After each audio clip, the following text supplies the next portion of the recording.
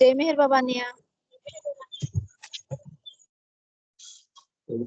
పురుషుడు లోకమును కాకుండా నిన్ను అర్థం చేసుకునేలా, లోక సంకల్పము కాకుండా నీ సంకల్పమును అర్థం చేసుకునేలా నన్ను మలుచు. శాశ్వత ప్రియతమ అవతార్ మెహర్ బాబాకి జై. అందరికీ జై మెహర్ బాబా అండి.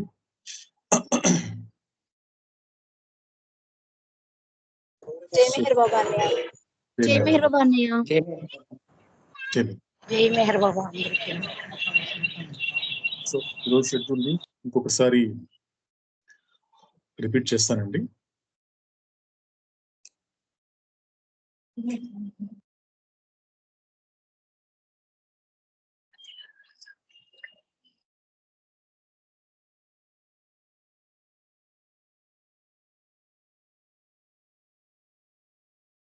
సో ఫస్ట్ మనకి హఫీజ్ యొక్క 3 కప్లెట్స్ లో పర్షియన్ మనకి ఆంజనేయులు చేస్తారు, ఇంగ్లీష్ లో నాగేష్ గారు, తెలుగులో కృష్ణమూర్తి గారు. ఆ తర్వాత ఫస్ట్ సాంగ్ మనకి నర్మదా గారి ప్రజెంటేషన్ ఉంటుంది. ఆ తర్వాత మనకి స్టేట్స్ ఆఫ్ కాన్షియస్నెస్ అనేది అవతారుడు కొనసాగిస్తున్నాడు కాబట్టి సో మనము page number 3 and para 9th పేరా నుండి 12th పేరా వరకు ఇంగ్లీషు మరియు తెలుగు రాఘవేంద్ర చదువుతారు. ఆ తర్వాత పేజ్ నెంబర్ 4 సెకండ్ పేరా తేజిత చదువుతారు. తర్వాత మనం ఒక క్లారిఫికేషన్ సెషన్ ఉంటుంది. సో మీరు అడగవలసినటువంటిది ఏదైనా చెప్పవలసి ఉంటే ఆ టైంలో మీరు చెప్పచ్చు. అదేవిధంగా తర్వాత లాస్ట్ సాంగ్ మనకి అరుణ సాంగ్ ప్రెజెంటేషన్ ఉంటుంది. ఆ తర్వాత 5 నిమిషాల పాటు నామం ఓం పరబ్రహ్మ పరమాత్మ అవతార్ మెహర్ బాబా కి జై ఆ నామాన్ని 5 నిమిషాల పాటు దుర్గశ్రీ గారు చేస్తారు. ఆ తర్వాత దేవాతి దేవ ఆరతి మీనాక్షి ఆ తర్వాత 2 నిమిషాల పాటు నిశ్శబ్దం పాటించి ఈ పూట మెహరబ్ పాసనం అనేది కంక్లూడ్ అవుతుందండి. జై మెహర్ బాబా అన్నయ్య. వినిపించలేదా అన్నయ్య? జై మెహర్ బాబా. మీనాక్షి జై మెహర్ బాబా. అక్క ఏమో సాంగ్ ఈ రోజు నువ్వు తీసుకో, రేపు నీ సాంగ్ నేను తీసుకోను అని చెప్పింది. లేదు, తను అరుణ ప్రెజెంట్ చేస్తున్నట్లే షేర్ చేస్తున్నట్టు ఈరోజు. ఓకే అని అట్లయితే సరే. శాశ్వత ప్రియతమ అవతార్ మెహర్ బాబా కి జై. मजान जे चुनो चरादम के बंदे मुकबिल कबूल कर दे जान हर सुखान के सुल्तान वो चुबिश नबी सुकान अहले दिल मगू की कतार सुकान से नाज नई दिल भरा कतार इंजाज बंदे पीर मुगोनम के जिजा लंबर हम पीर माहर चिकना आइन अनायत बाशर ख्वाजा शामसुद्दीन मोहम्मद हफीज ए सिराज।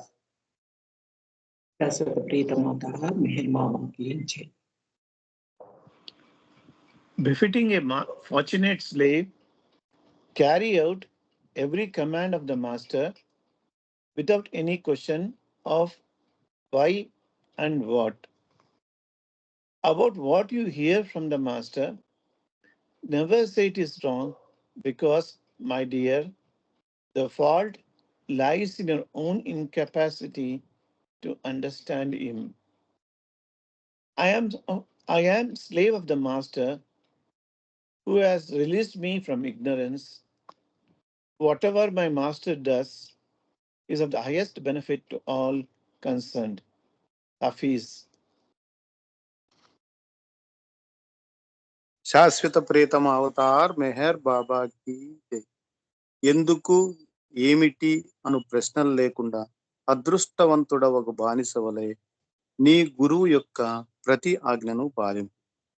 గురువు నుండి వినిదాని ఎన్నడును తప్పు అని అనకము. ఏలనగా గురువును అర్థం చేసుకోలేని నీ అసమర్థత ఎందే లోపం ఉన్నది. అజ్ఞాన బంధము నుండి నన్ను విముక్తిని చేసిన నా గురువునకు నేను బానిసను. నా గురువు ఏం చేసినను తత్సంబంధికులందరకు అది అత్యంత ప్రయోజనకారి అగును. హఫీజ్. अवतार मेहर बाबा की जय। मेहर मेहर ने नाम स्मरणा तेने कन्न तीयना। मेहर मेहर ने नाम स्मरणा तेने कन्न तीयना। తను మనములు అర్పణ చేసే చక్కనైన సాధన. తను మనములు అర్పణ చేసే చక్కనైన సాధన. మెహరు మెహరనే నామస్మరణ తేనె కన్న తీయన.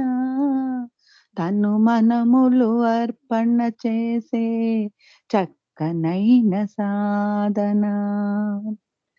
ప్రేమే దైవ స్వరూపం ప్రేమావతారం. ప్రేమావతారుని స్మరణం దివ్యానందం. మెహరు బాబా ఆరాధనలో పొందేటి భాగ్యము 10 మందికి పంచిన నాడే ఆత్మానందం.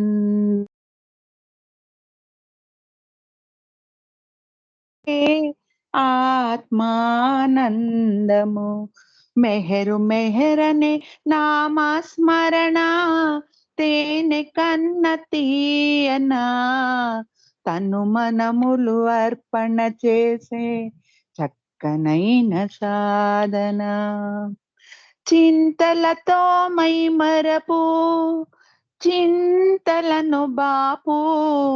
వింత వింత అనుభూతులతో దారిని చూపే దైవము. అంతరంగమలరించి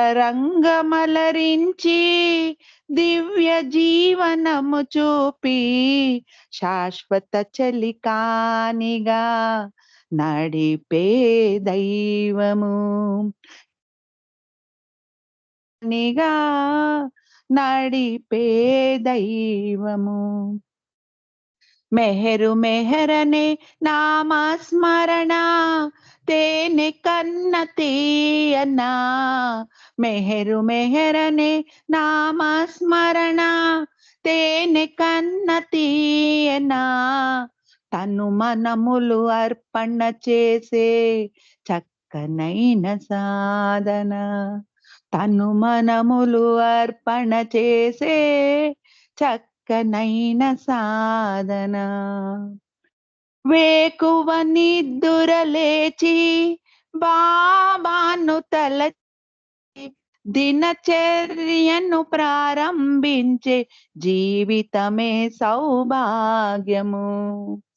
ప్రభు స్తుతి పశ్చాత్తాపం ప్రార్థనలు గావించి దినచర్యను ప్రారంభించే మన జీవితమే సౌభాగ్యము. దినచర్యను ప్రారంభించే జీవితమే సౌభాగ్యము. మెహరు మెహరనే నామస్మరణ తేనె కన్న తీయన. మెహరు మెహరనే నామస్మరణ తేనె కన్న తీయన. తను మనములు అర్పణ చేసే చక్కనైన సాధన. తను మనములు అర్పణ చేసే చక్కనైన సాధన. అవతార్ మెహర్ బాబా की జై. అందరికీ జై బాబా.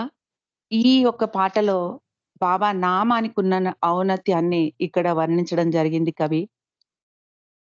అంతకంటే తీయనిది ఇంకేది ఉండదు బాబా నామం కన్నా. మన తనువు మనసు రెండిటిని అర్పణ చేయడానికి ఇంతకు మించిన సాధన ఇంకొకటి లేదు అని ఇక్కడ తెలియజేస్తున్నారు. ప్రేమ అనేది దైవ స్వరూపం. ప్రేమావతారుని స్మరణం దివ్యానందం. మనకంటే దివ్య ఆనందం అనేది ఎలా ఉంటుందో ఆ స్మరణ చేయడం ద్వారా మనకు అనుభవం అవుతుంది. మెహర్ బాబా ఆరాధనలో మనం పొందేటువంటి భాగ్యాన్ని 10 మందికి మనం పంచినప్పుడే నిజమైన ఆనందం, ఆత్మానందం మనకు కలుగుతుంది. అంటే ఇప్పుడు మనకు తెలిసింది 10 మందికి పంచడం ద్వారా వాళ్ళకు కూడా ఈ ఆనందాన్ని చవిచూపేటటువంటి అవకాశం మనకు బాబా కల్పిస్తున్నారిక్కడ. చింతలనేటువంటివి లేకుండా వింత వింత అనుభూతులు మనకు కలుగుతాయి. ఈ ఒక బాబా నామస్మరణ చేస్తున్నప్పుడు. అంటే హృదయాన్ని పెట్టి బాబా నామాన్ని మనం స్మరించినప్పుడు వింత వింత అనుభూతులు ఆ నామస్మరణ ద్వారా మనకు ప్రభువు కలిగిస్తాడు. అలాగే మనకు దారి ఏంటి, సరియైన దారి ఏంటి అని కూడా చూపిస్తాడు బాబా. అంతరంగమును మన ఆ అంతరంగాన్ని అలరించి అంటే ఏ మనకు కష్టాలున్నా, ఏ బాధలున్నా వాటన్నిటిని దూరం చేసి దివ్య జీవితాన్ని ఎలా గడపాలో కూడా ఈ యొక్క నామస్మరణ ద్వారా మనకు అనుభవం అవుతుంది. అలాగే బాబాను శాశ్వత చలికానిగా అంటే మనం ప్రాణ స్నేహితులు ఉంటే మనం ఏదన్నా బాధ ఉన్నా, కష్టం ఉన్నా వెంటనే చెప్పుకోవాలని చెప్పుకుంటూ ఉంటాం. అలాంటిది బాబాయే మన నిత్య సహచరుడయి శాశ్వత చెలికాడి అయినప్పుడు ఏది ఉన్నా కూడా మనలోని ఆ బాధ ఆయనతోనే పంచుకుంటాం. ఆయన దాన్ని తీర్చగల సమర్థత కలిగి ఉన్నవాడు కాబట్టి చెప్పుకున్నా కూడా ఆయనతో మనకు చెప్పుకోదగినటువంటి వ్యక్తి ఆయన ఒక్కడే కాబట్టి అది మనకెంతో సౌభాగ్యాన్ని కలిగిస్తుంది అని ఇక్కడ చెప్పడం జరిగింది. అలాగే పొద్దున్న నిద్ర లేచిన వెంటనే బాబాను తలుచుకొని మన దినచర్య ప్రారంభిస్తే ఎంత శుభంగా ఉంటుందో అది తెలియజేస్తున్నారు. అలాంటి జీవితాన్ని మనం గడపగలిగితే అదే పెద్ద సౌభాగ్యం. ప్రభుస్తుతి ప్రార్థన, పశ్చాత్తాప ప్రార్థనలు చేసి మన దినచర్యను ప్రారంభిస్తే మన జీవితంలో అంతకు మించిన సౌభాగ్యం ఇంకొకటి ఉండదు అంటూ ఇక్కడ తెలియజేయడం జరిగింది. అవతార్ మెహర్ బాబాకి జై. జై మెహర్ అండి. ఓకేనండి. సో ఇక్కడ మనకి అవతారుడు భగవంతుడిగా మాట్లాడుతూ అందిస్తున్నటువంటి విషయాల్ని మనం ఆలకిస్తూ కొనసాగించడం జరుగుతూ ఉంది. అందులో భాగంగానే 10 భాగాలలో మొదటి భాగమైనటువంటి చైతన్య స్థితులు అంటే స్టేట్స్ ఆఫ్ కాన్షియస్నెస్ అనే దానిని అవతారుడు స్టార్ట్ చేయడం జరిగింది. సో స్టార్ట్ చేస్తున్నప్పటి నుండి ఒక పేరా బై పేరా ప్రతి పదానికి కూడా కాస్త లోతులోకి వెళ్ళి శ్రద్ధతో ఆలకించమని అవతారుడు పదే పదే చెబుతున్నాడు. కాబట్టి అది వినేటువంటి శ్రద్ధతో ఆలకించేటువంటి ఆ ప్రక్రియలో భాగంగా సో మనము మొదటి నుంచి ఒక్కొక్క దానిని అంటే మొదటి పేజీలో అవతారుడు చెప్పినటువంటి మొదటి పేరా తీసుకున్నప్పుడు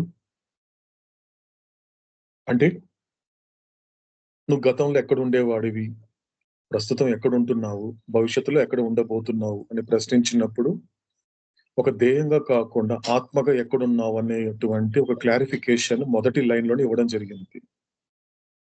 అంటే నువ్వు ఆత్మగా పరమాత్మలోనే ఉన్నావు, ఆత్మగా ప్రస్తుతం పరమాత్మలోనే ఉంటున్నావు, నువ్వు ఆత్మగా పరమాత్మలోనే ఉండిపోతావు.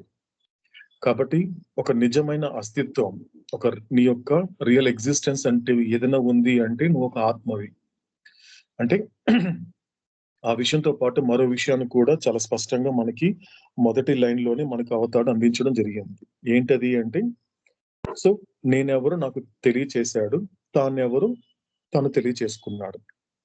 అంటే ఏంటి ఇక్కడ ఆలకించేది ఎవరు, మాట్లాడేది ఎవరు అంటే మాట్లాడేది పరమాత్ముడు, ఆలకించేది ఒక జీవాత్మ. అంటే మనకి ముందు చెప్పినట్లుగా God speaks to whom and why అని క్వశ్చన్ చేసుకుంటే, ఒక్కసారి ఎవరికి వాళ్ళు ప్రశ్నించుకుంటే భగవంతుడు ఎవరితో వచిస్తున్నాడు, ఎందుకు వచిస్తున్నాడు, ఈ రెండు వాటి యొక్క ఆన్సర్స్ అనేది మన గతంలో మనము ఆలకించడం జరిగింది. కాబట్టి భగవంతుడు ఎవరితో మాట్లాడుతున్నాడు అంటే ఎరుక లేని దైవత్వంతో మాట్లాడుతున్నాడు. ఎందుకు మాట్లాడుతున్నాడు? ఎరుకతో కూడిన భగవంతుడిగా తయారు చేయడానికి మాట్లాడుతున్నాడు. కాబట్టి ఎందుకంటే ప్రపంచంలో మాటల్ని ఆలకిస్తున్నప్పుడు ఇప్పుడు ఈ లోకేశుడి మాట ఆలకిస్తున్నప్పుడు ఉండే డిఫరెన్స్ ఏం కనబడుతుంది అంటే, అది కూడా గతంలో మనకి అవతాడు చాలా స్పష్టంగా చెప్పాడు. ఏం చెప్పాడు అంటే, నేను ఏదైతే మాట్లాడుతున్నానో అది నేను తెలిసి మాట్లాడుతున్నాను. ఇది కాస్త శ్రద్ధతో ఆలకించాల్సిన మాట. నేను ఏదైతే మాట్లాడుతున్నానో అది తెలిసే మాట్లాడుతున్నాను. కానీ నువ్వెలా మాట్లాడుతున్నావు? జస్ట్ ఒక తెలిసి తెలియక మాట్లాడేస్తున్నావు. అంటే నీ మాటలనేది వట్టి మాటలకే పరిమితము, అంతకు మించి ఏం లేదు. జస్ట్ వర్డ్స్ అంతే. కానీ నేను అలా కాదు. నేను మాట్లాడే మాటలు తెలిసి మాట్లాడతాను. నేను ఇంకొక మాట చెప్పాను అంటే అది సాధ్యపడుతుంది కాబట్టి నేను నీకు చెబుతున్నాను. నేను ఒక మాట చెప్పాను అంటే నీ గురించి నాకు తెలిసినంతగా ఈ భూమి మీద నీకు ఎవరికి తెలియదు. నీ గురించి ఒక పరిపూర్ణంగా తెలిసినటువంటి ఏకైకుణ్ణి ఎవరైనా ఉన్నారు అంటే నేను మాత్రమే. నీ గురించి నాకు అన్ని తెలుసు. నువ్వు గతంలో ఎక్కడుండేవాడివి, కొన్ని లక్షల జన్మల ముందు ఎక్కడున్నావు, తర్వాత కొన్ని లక్షల జన్మల తర్వాత ఎక్కడ ఉండబోతున్నావు, తర్వాత ఏమవ్వబోతున్నావు అన్న విషయం నాకు అన్ని తెలుసు. కానీ నీకు ఏం తెలుసు? గోడ పక్కన ఏం జరుగుతుందో నీకు తెలుసా? ఎక్కడో విషయం అవసరం లేదు. నీ పక్కన గోడ ఉంది, ఆ గోడ పక్కన ఏం జరుగుతుందో నీకు తెలుసా? పక్కనే, ఎక్కువ దూరం కూడా కాదు. తెలియదు నీకు, ఎందుకంటే గోడ అడ్డం ఉంది కాబట్టి. అంటే నీకు తెలుసుకోవడం అనేది ఒక పరిమితితో కూడింది. ఒక పరిమితి వరకు తెలుసుకుంటావు, అంతకు మించి నువ్వు తెలుసుకోలేవు. ఎందుకంటే నీ దేహానికి ఒక పరిమితి అనేది ఇవ్వబడింది. మనకి ఫస్ట్ లో చెప్పినట్లుగానే man equal to limitation equal to క్షర. కాబట్టి నాశనం అయ్యేటువంటి ఒక పరిమిత గలటువంటి ఒక స్థూల శరీరం కలవాడివి, అంతే. పరిమితం అంతే. కానీ నీలో ఉన్నటువంటి నువ్వు పరిమితమైన వాడివి కాదు. నీ దేహం పరిమితమైనది. నీ దేహం ఒక నశించిపోతుంది, కానీ నువ్వు నశించవు. అంటే నీ దేహం మాత్రమే పరిమితి గల లక్షణాలతో ఉన్నది. నీ దేహం మాత్రమే ఒక నశ్వరమైనటువంటి అంటే నశించే గుణం కలిగిందంటే తప్ప నువ్వు ఒక ఆత్మగా నీకు ఎటువంటి పరిమితి లేదు. నువ్వు ఒక ఆత్మగా నీలో ఎటువంటి నశించిపోయే గుణాలు నీకేం లేవు. ఎందుకంటే నువ్వు అక్షరానివి. అక్షరం అంటే లెటర్స్ కాదండి. అవతారుడు అక్షరం అంటే మనం ముందు మనం ఆలకించాం. అక్షరం అంటే నాశనం లేనిది. అక్షరం అంటే నాశనం లేనిది. అంటే అక్షరాభ్యాసం అనే పదం వాడతారు. గతంలో పిల్లలకి కూడా అక్షరాభ్యాసం చేయించడం అంటే ఆ బియ్యం మీద కేవలము లెటర్స్ రాయడం అనేది కాదండి. ఒక అక్షరం రాయించడం అనేది కాదు. అక్షర అభ్యాసం అంటే దాని అర్థం ఏంటి అంటే ఓకే, నశించినటువంటి దానిని పిల్లలకి అభ్యసింప చేయడము. అంటే నశించినటువంటి దానిని పిల్లలకి తెలియచేయడము. అంటే ఆత్మ విద్యని పిల్లలకి చెప్పాలి. ఆత్మకు సంబంధించినటువంటి ఆధ్యాత్మిక విద్యని పిల్లలకి నేర్పించాలి. ఇది అక్షరాభ్యాసం అనే దానికి అర్థం. కాబట్టి నీ దేహానికి పరిమితి ఉంది తప్ప, నీ దేహమే నశించిపోతుంది తప్ప ఆత్మగా నీకెటువంటి పరిమితి లేదు. ఆత్మగా నీకెటువంటి నశించిపోవడం అనేది ఉండదు అని చెబుతూ అవతాడు ఏం చెప్తున్నాడు మనకి క్లియర్ గా ఫస్ట్ దాంట్లోనే. కాబట్టి నువ్వెవరు అంటే నువ్వు జీవాత్మవి. అంటే నువ్వు భగవంతుడు అనే ఎరుక లేనటువంటి జీవాత్మవి. నేనెవరో తెలుసా? నేను భగవంతుడు అనే ఎరుకతో కూడినటువంటి పరమాత్మని. కాబట్టి మొదటి లైన్ లోనే చాలా స్పష్టంగా అవుతాడు నేనెవరు తానెవరు స్పష్టంగా చెప్పడం జరిగింది. కాబట్టి మొత్తానికి తీసుకుంటున్నప్పుడు కాబట్టి ఆత్మగా ఉన్నంత వరకు, ఆత్మగా నీ యొక్క అస్తిత్వం అనేది ఉన్నంత వరకు పరమాత్మకి గల లక్షణాలన్నీ కూడా నీకున్నాయి. పరమాత్ముడు ఎలాగైతే శాశ్వతమైన వాడు, పరమాత్ముడు ఎలాగైతే అనంతమైన వాడు, అదే విధంగా నువ్వు కూడా ఆత్మగా నువ్వు శాశ్వతమైన వాడివే, అనంతమైన వాడివే, మరియు నువ్వు రూపరహితుడివే. నీకు ఎటువంటి రూపం లేదు. కాబట్టి ఆత్మలలో కానీ, ఆత్మలుగా కానీ, వాటి యొక్క ఉనికిలో కానీ, వాటి యొక్క అస్తిత్వంలో ఎటువంటి డిఫరెన్స్ అనేది లేదు. కాబట్టి చాలా క్లారిటీగా అవతాడు అందిస్తున్నాడు. అంటే భాష, మామూలుగా మాట్లాడే భాష అనేది మారుతుందండి. ఎందుకంటే ఇక్కడ ఈ పదాలు అర్థం చేసుకుంటే ఈయన మాట్లాడేటువంటి మాటల్ని శ్రద్ధతో ఆలకిస్తూ సహకరించని సంస్కారాలను కూడా సహకరింప చేసుకునే ప్రయత్నం చేస్తున్నప్పుడు ఈ సంస్కారాల భాష మారుతుంది. ఇది ఎవరో నేర్పించిన భాష కాదండి. సాధారణంగా ఒక మనిషి మాట్లాడుతున్నాడు, ఒక భాష మాట్లాడుతున్నాడు అంటే సాధారణంగా అనిపిస్తుంది అంటే తల్లిదండ్రులు నేర్పించిన భాష అంటాం కాదండి, అది పూర్తి నిజం కాదండి, చాలా తక్కువ శాతమే. నిజానికి వీడి సంస్కారం ఒక భాష ఉంది. ఈ జీవుడికి ఉన్న సంస్కారాలు అనేక జన్మలలో తిరిగినటువంటి ఈ యొక్క సంస్కారాలకు ఒక భాష ఏర్పడిపోయింది. ఆ భాష ప్రకారమే మనిషికి ఆ భాష నేర్పిస్తుంది, దాని తగ్గట్టుగా వీడు మాట్లాడతాడు. అంతే తప్పించి ఒక మాట మాట్లాడినప్పుడు దానికి ఎటువంటి అర్థం పరమార్థం లేకుండా పోతుంది. కానీ ఇక్కడ అలా కాదు. ఇక్కడ ఏమవుతుంది అంటే ఈయన మాట్లాడే ప్రతి మాట రియాలిటీ, ఒక నిజాన్ని మాట్లాడుతున్నాడు అవుతాడు. ఎందుకంటే ఆయన నిజ స్వరూపుడు కాబట్టి. Is a personification of reality. ఆయన మాట్లాడుతున్నప్పుడు ఆయన చెప్పే ప్రతి మాటలో కూడా కాస్త శ్రద్ధ పెట్టి ఆలకిస్తే ఎక్కడ మాట్లాడే భాషలో పొరపాటు వస్తుంది అనేది ఆ పొరపాటును దిద్దుకొని మాట్లాడాల్సిన మాటలు అప్పుడు మాట్లాడచ్చు. అందుకే మౌలానా జలాలుద్దీన్ రూమి చెప్పిన మాట ఇంకొకసారి మనం రిపీట్ చేసుకుందాం. ఏం చెప్పాడు మనకి Maulana Jalaluddin RHUMI? Learn to speak by listening. అంటే ఆలకించడం ద్వారా మాట్లాడడం నేర్చుకో. ఎవరు మాట్లాడుతుంటే ఆలకించాలి? ఈ క్షణం మనతో మాట్లాడేటువంటి ఆ పరమాత్ముడి యొక్క మాటల్ని ఆలకిస్తూ మాట్లాడడం నేర్చుకోవాలి. కాబట్టి ఇక్కడ ప్రతి భాష, కాబట్టి ఇక్కడ అవుతాడు ఫస్ట్ పేజీలో చెప్పిన మాట ఏమవుతోంది అంటే, నువ్వు ఆత్మగా ఉన్నంత వరకు, ఆత్మలో ఉన్నంత వరకు కూడా నీకు ఎటువంటి ఒక తేడా కానీ వ్యత్యాసాలు అనేది లేదు. కాబట్టి ఎక్కడుంది? మొట్టమొదటిగానే సెకండ్ పేరాలో అవుతాడు చాలా క్లారిటీగా చెప్పడం జరిగింది. ఎక్కడుంది? There is a difference in the consciousness of souls. ఆత్మల యొక్క ఎరుకలు, ఆ యొక్క వ్యత్యాసం అనేది ఉంది. అంటే ఇంతవరకు ఎటువంటి భాష వాడాను నేను?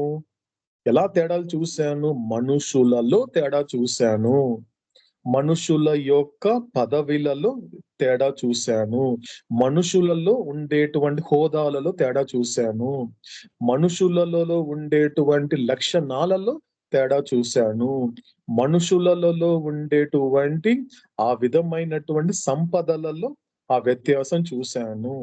కాబట్టి ఈ విధంగా మనుషులలో తేడా చూసినటువంటి నేను, కానీ నిజానికి అది పూర్తి నిజం కాదు అంటున్నాడు అవుతాడు. నిజానికి నువ్వు అలా మనుషులలో తేడా చూడగలుగుతున్నావు అంటే నిజానికి తేడా అనేది ఆ మనుషులలో లేదు, నీ యొక్క ఎరుకలో ఆ తేడా ఉంది. కాబట్టి నీలో ఆ ఎరుకలో తేడా ఉంది కాబట్టి ప్రపంచంలో అన్ని రకాల తేడాలు నువ్వు చూడగలుగుతున్నావు. కాబట్టి దీనికి ఒక మూలం కావచ్చు, పునాది కావచ్చు, ఆధారం ఏమవుతుంది అంటే నిజానికి నీ యొక్క ఆ ఎరుకలోని ఆ డిఫరెన్స్ అనేది ఉంది. అక్కడి నుంచి మొదలు పెడతాడు అవుతాడు. ఆ తర్వాత ఎక్కడుంది? ప్లేన్స్ లోని అవుతాడు చెప్పడం జరిగింది. ఆ తర్వాత అనుభవాలలో ఆ యొక్క డిఫరెన్స్ అనేది కనిపిస్తుంది. ఆ తర్వాత ఆత్మల యొక్క స్థితులలో కనపడుతుంది. అంటే మొత్తానికి కాన్షియస్నెస్. ఎందుకంటే ప్యారలల్ గా జరుగుతుందండి మన జర్నీ అంతా. మనకి అవతాడు మాట్లాడుతున్న ప్రతి క్షణం కూడా ప్యారలల్ గా, ఒకవైపు కాన్షియస్నెస్, మరోవైపు సంస్కారాస్. ఈ రెండు కాస్త అర్థం చేసుకునే ప్రయత్నం చేస్తే, దీనిని కాస్త జీర్ణింప చేసుకునే ప్రయత్నం చేస్తే, కాబట్టి జీవితం అనేది చాలా క్లారిటీగా ఉంటుంది. జీవితం అనేది ఒక పర్పస్ఫుల్ గా ఉంటుంది. కాబట్టి ఒక రెండు వైపులా అంటే, ఒకవైపు కాన్షియస్నెస్, మరోవైపు సంస్కారాలు. ఒకవైపు ఎరుక గురించి ప్యారలల్ గా అవతాడు మాట్లాడుతుంటాడు, at the same time parallel గాని సంస్కారాస్ గురించి మనకి అందిస్తూ ఉంటాడు. అని ఏం మాట్లాడినప్పటికి కూడా మనకి గతంలో చెప్పినట్లుగా అవుతాడు, the very foundation of my all explanations ఈ సంస్కారాస్. నేను మాట్లాడే ప్రతి మాటలకి, నా వివరణలన్నిటికీ కూడా చాలా వరకు పునాది ఏమిటి అంటే సంస్కారాలే. దాని గురించి ఇంతవరకు ఏ మతం మాట్లాడలేదు. ఎక్కడ కూడా ఇంత స్పష్టంగా, ఇంత విస్తృతంగా కూడా ఎక్కడ కూడా వివరించలేదు. కాబట్టి అవతాడు ఎవరు అంటే సంస్కారాల స్పెషలిస్ట్. మనతో మాట్లాడడంలో ఆయన యొక్క ముఖ్యంగా ఏం చెప్పదలుచుకున్నాడు అంటే, ముఖ్యంగా ఈ టాపిక్ మీదనే మాట్లాడుతున్నాడు అవుతాడు. కాబట్టి ఇవి చెప్పుకుంటూ వస్తూ సో ఏం చేయడం జరిగింది? ఇక్కడ నుంచి కొంచెం గుప్పిట్లు అందుకునే ప్రయత్నంలో ఏం చేయాలి అంటే, సో థర్డ్ పేరా నుంచి ఏం జరిగింది అంటే, మనకు నెంబర్ మనకి అర్థం కావడం కోసం ఒక నెంబర్ అనేది ఇవ్వడం జరిగింది. ఒక దాని ఏంటి? 454.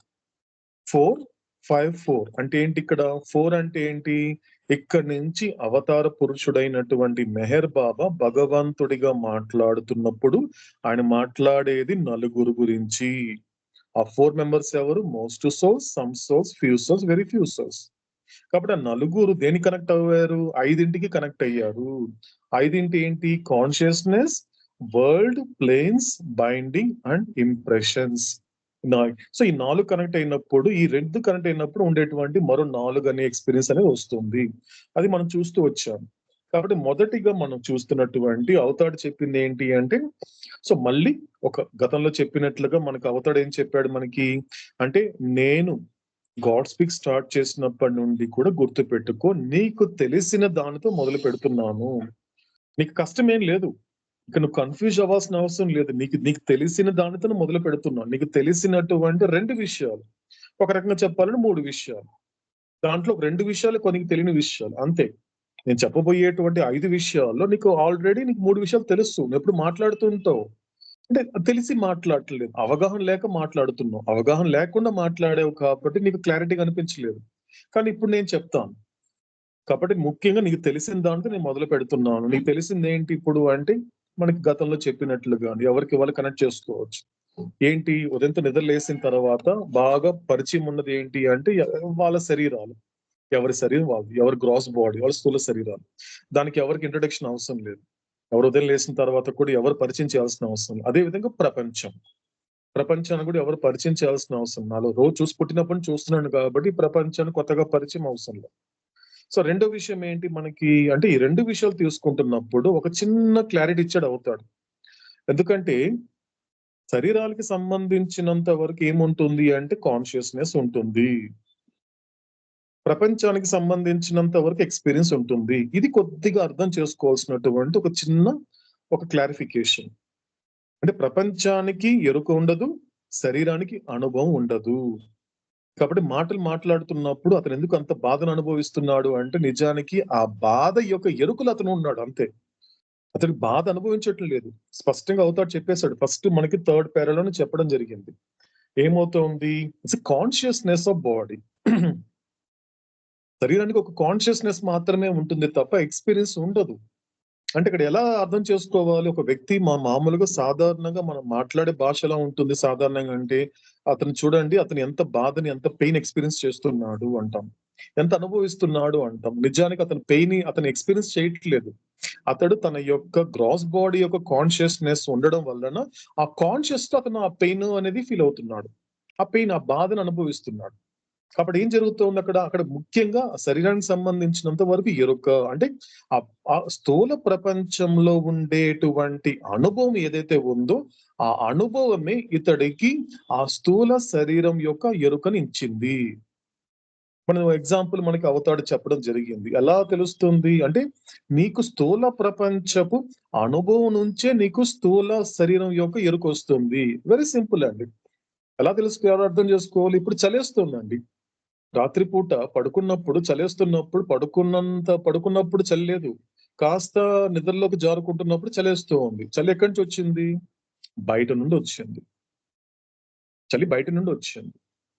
బయట నుంచి వచ్చినప్పుడు ఏమనిపిస్తోంది? ఎప్పుడైతే స్థూల ప్రపంచంలో చలి అనే అనుభవం అనేది ఎప్పుడైతే నేను శరీరం యొక్క ఎరుక కలిగించిందో ఆటోమేటిక్గా నీకు చలి తెలుస్తోంది. అప్పుడు నేను దుప్పటి కప్పుకుంటున్నావు. అంటే ఏం చేస్తోంది? చలి ఎక్కడుంది? స్థూల ప్రపంచంలో ఉంది. నీ స్థూల శరీరంలో చలి లేదు. చలి ఉండేది ఎక్కడ? బయట ఉంది. చలికాలంలో ప్రపంచంలో చలి ఉంటుంది, నీ శరీరంలో చలి లేదు. ఎప్పుడైతే స్థూల ప్రపంచంలో ఉండేటువంటి ఆ చలి ఎప్పుడైతే ఈ స్థూల శరీరంతో కనెక్ట్ అయినప్పుడు, ఎప్పుడైతే ఈ స్థూల శరీరం యొక్క ఎరుక నీకు కలిగినప్పుడు వెంటనే దుప్పటి కప్పుకుంటున్నావు. అంటే దాన్ని బట్టి నీకు అంటే అనుభవం బట్టి నీకు ఎరుక వస్తోంది అనేది ఇక్కడ అవతాడు చెప్పే మాట. నీకు అనుభవం బట్టి, బయట నీకు ప్రపంచం ఇచ్చే అనుభవం బట్టి శరీరం యొక్క ఎరుక వస్తోంది. సో ప్రపంచం ఇచ్చే ఎక్స్పీరియన్స్ ని బట్టే నీకు ఇక్కడ ఏం జరుగుతోంది? ఈ గ్రాస్ బాడీ యొక్క కాన్షియస్నెస్ నీకు వస్తోంది. ఇది అర్థం కావాలి. ఇక్కడ భాష మారిపోయింది చూడండి. ఇక్కడ అవతాడు చెప్పే భాష మారిపోయింది. మామూలు మాట్లాడే భాషకి ఈ భాషకి ఎంత తేడా ఉందో చూడండి.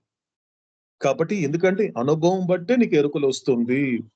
కాబట్టి అది ఆయా రకాలైనటువంటి, అందుకే మన గతంలో అవతాడు చెప్పడం జరిగింది.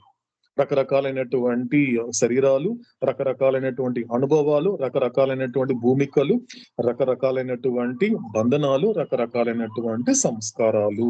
5 గురించి స్పష్టంగా మనకు అవతాడు చెప్పడం జరిగింది. కాబట్టి వీటన్నిటికీ మూలం ఏంటి అంటే ఒక శరీరానికి మూలము.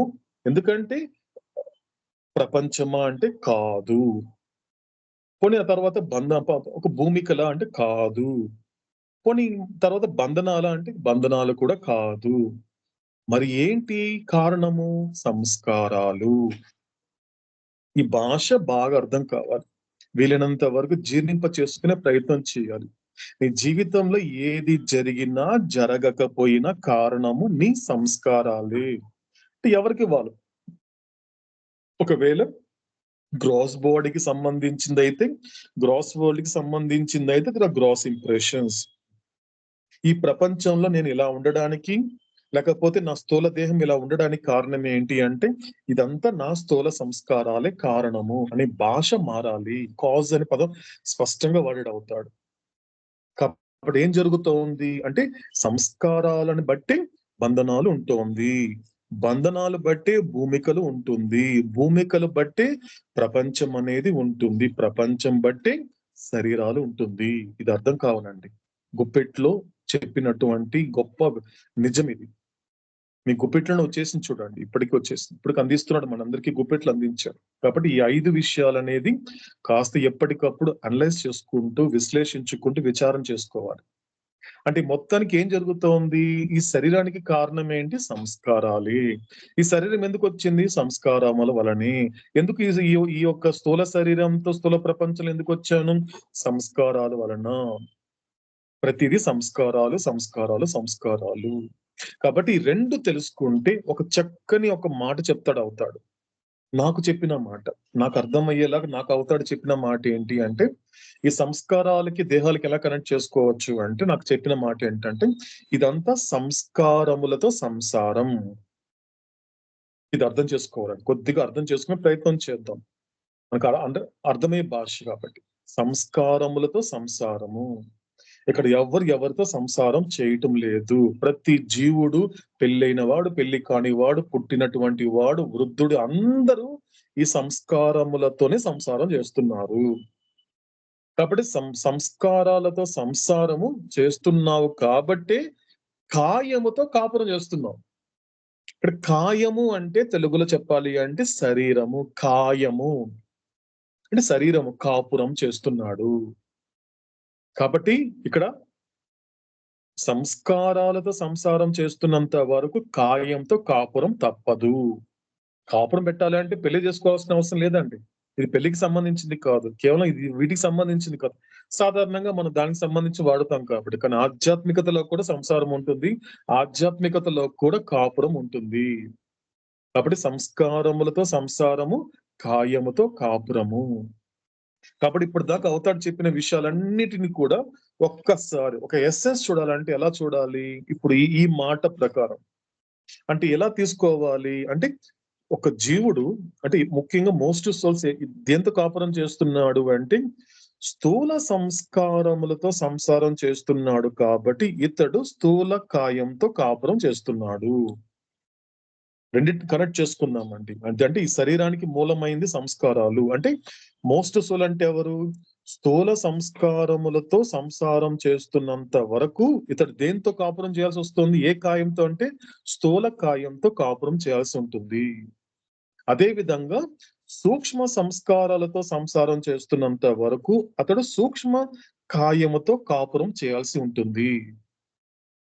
ఫ్యూసోల్కి వచ్చేసరికి మాత్రము మానసిక సంస్కారాలతో సంసారం చేస్తున్నంత వరకు మానసిక కాయంతో కాపురం చేయాల్సి ఉంటుంది. ఇకపోతే వీళ్ళ ముగ్గురికి సంసారము కాపురం అనేది ఉంటుంది.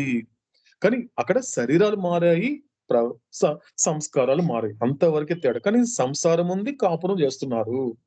ఇకపోతే సంసారం లేనిది, కాపురం లేనిది ఎవరికి అంటే సంస్కార రహితమైన వాళ్ళకి.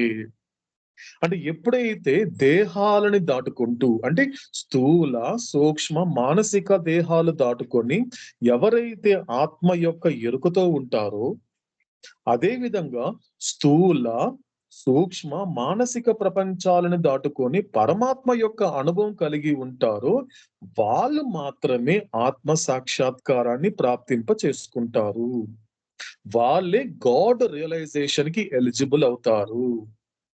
కాబట్టి మొత్తానికి ఏం చెయ్యాలి ఇక్కడ అంటే, ఎందుకంటే మనకి గతంలో చాలా స్పష్టంగా అవతారుడు 2nd పేజీలో ఒకసారి 3rd పేజీలో 2 సంఘటనలు 2 సార్లు రిపీట్ చేయడం జరిగింది. అంటే ఈ లోకానికి వచ్చిన తర్వాత నా పని ఏంటి, నన్ను మెహర్ బాబా ఈ ప్రపంచంలోకి ఎందుకు పంపించాడు, నన్ను మెహర్ బాబా హరిప్రసాద్ అనేటువంటి దేహంలో ఉండమని, ఈ దేహంతో ఏ పని చేయమని లోకానికి పంపించాడు అని నాకు నేను ప్రశ్నించుకుంటే, నాకు నేను విచారణ చేసుకుంటే ఏం చేయాలి అక్కడ, ఏం చేయాలి?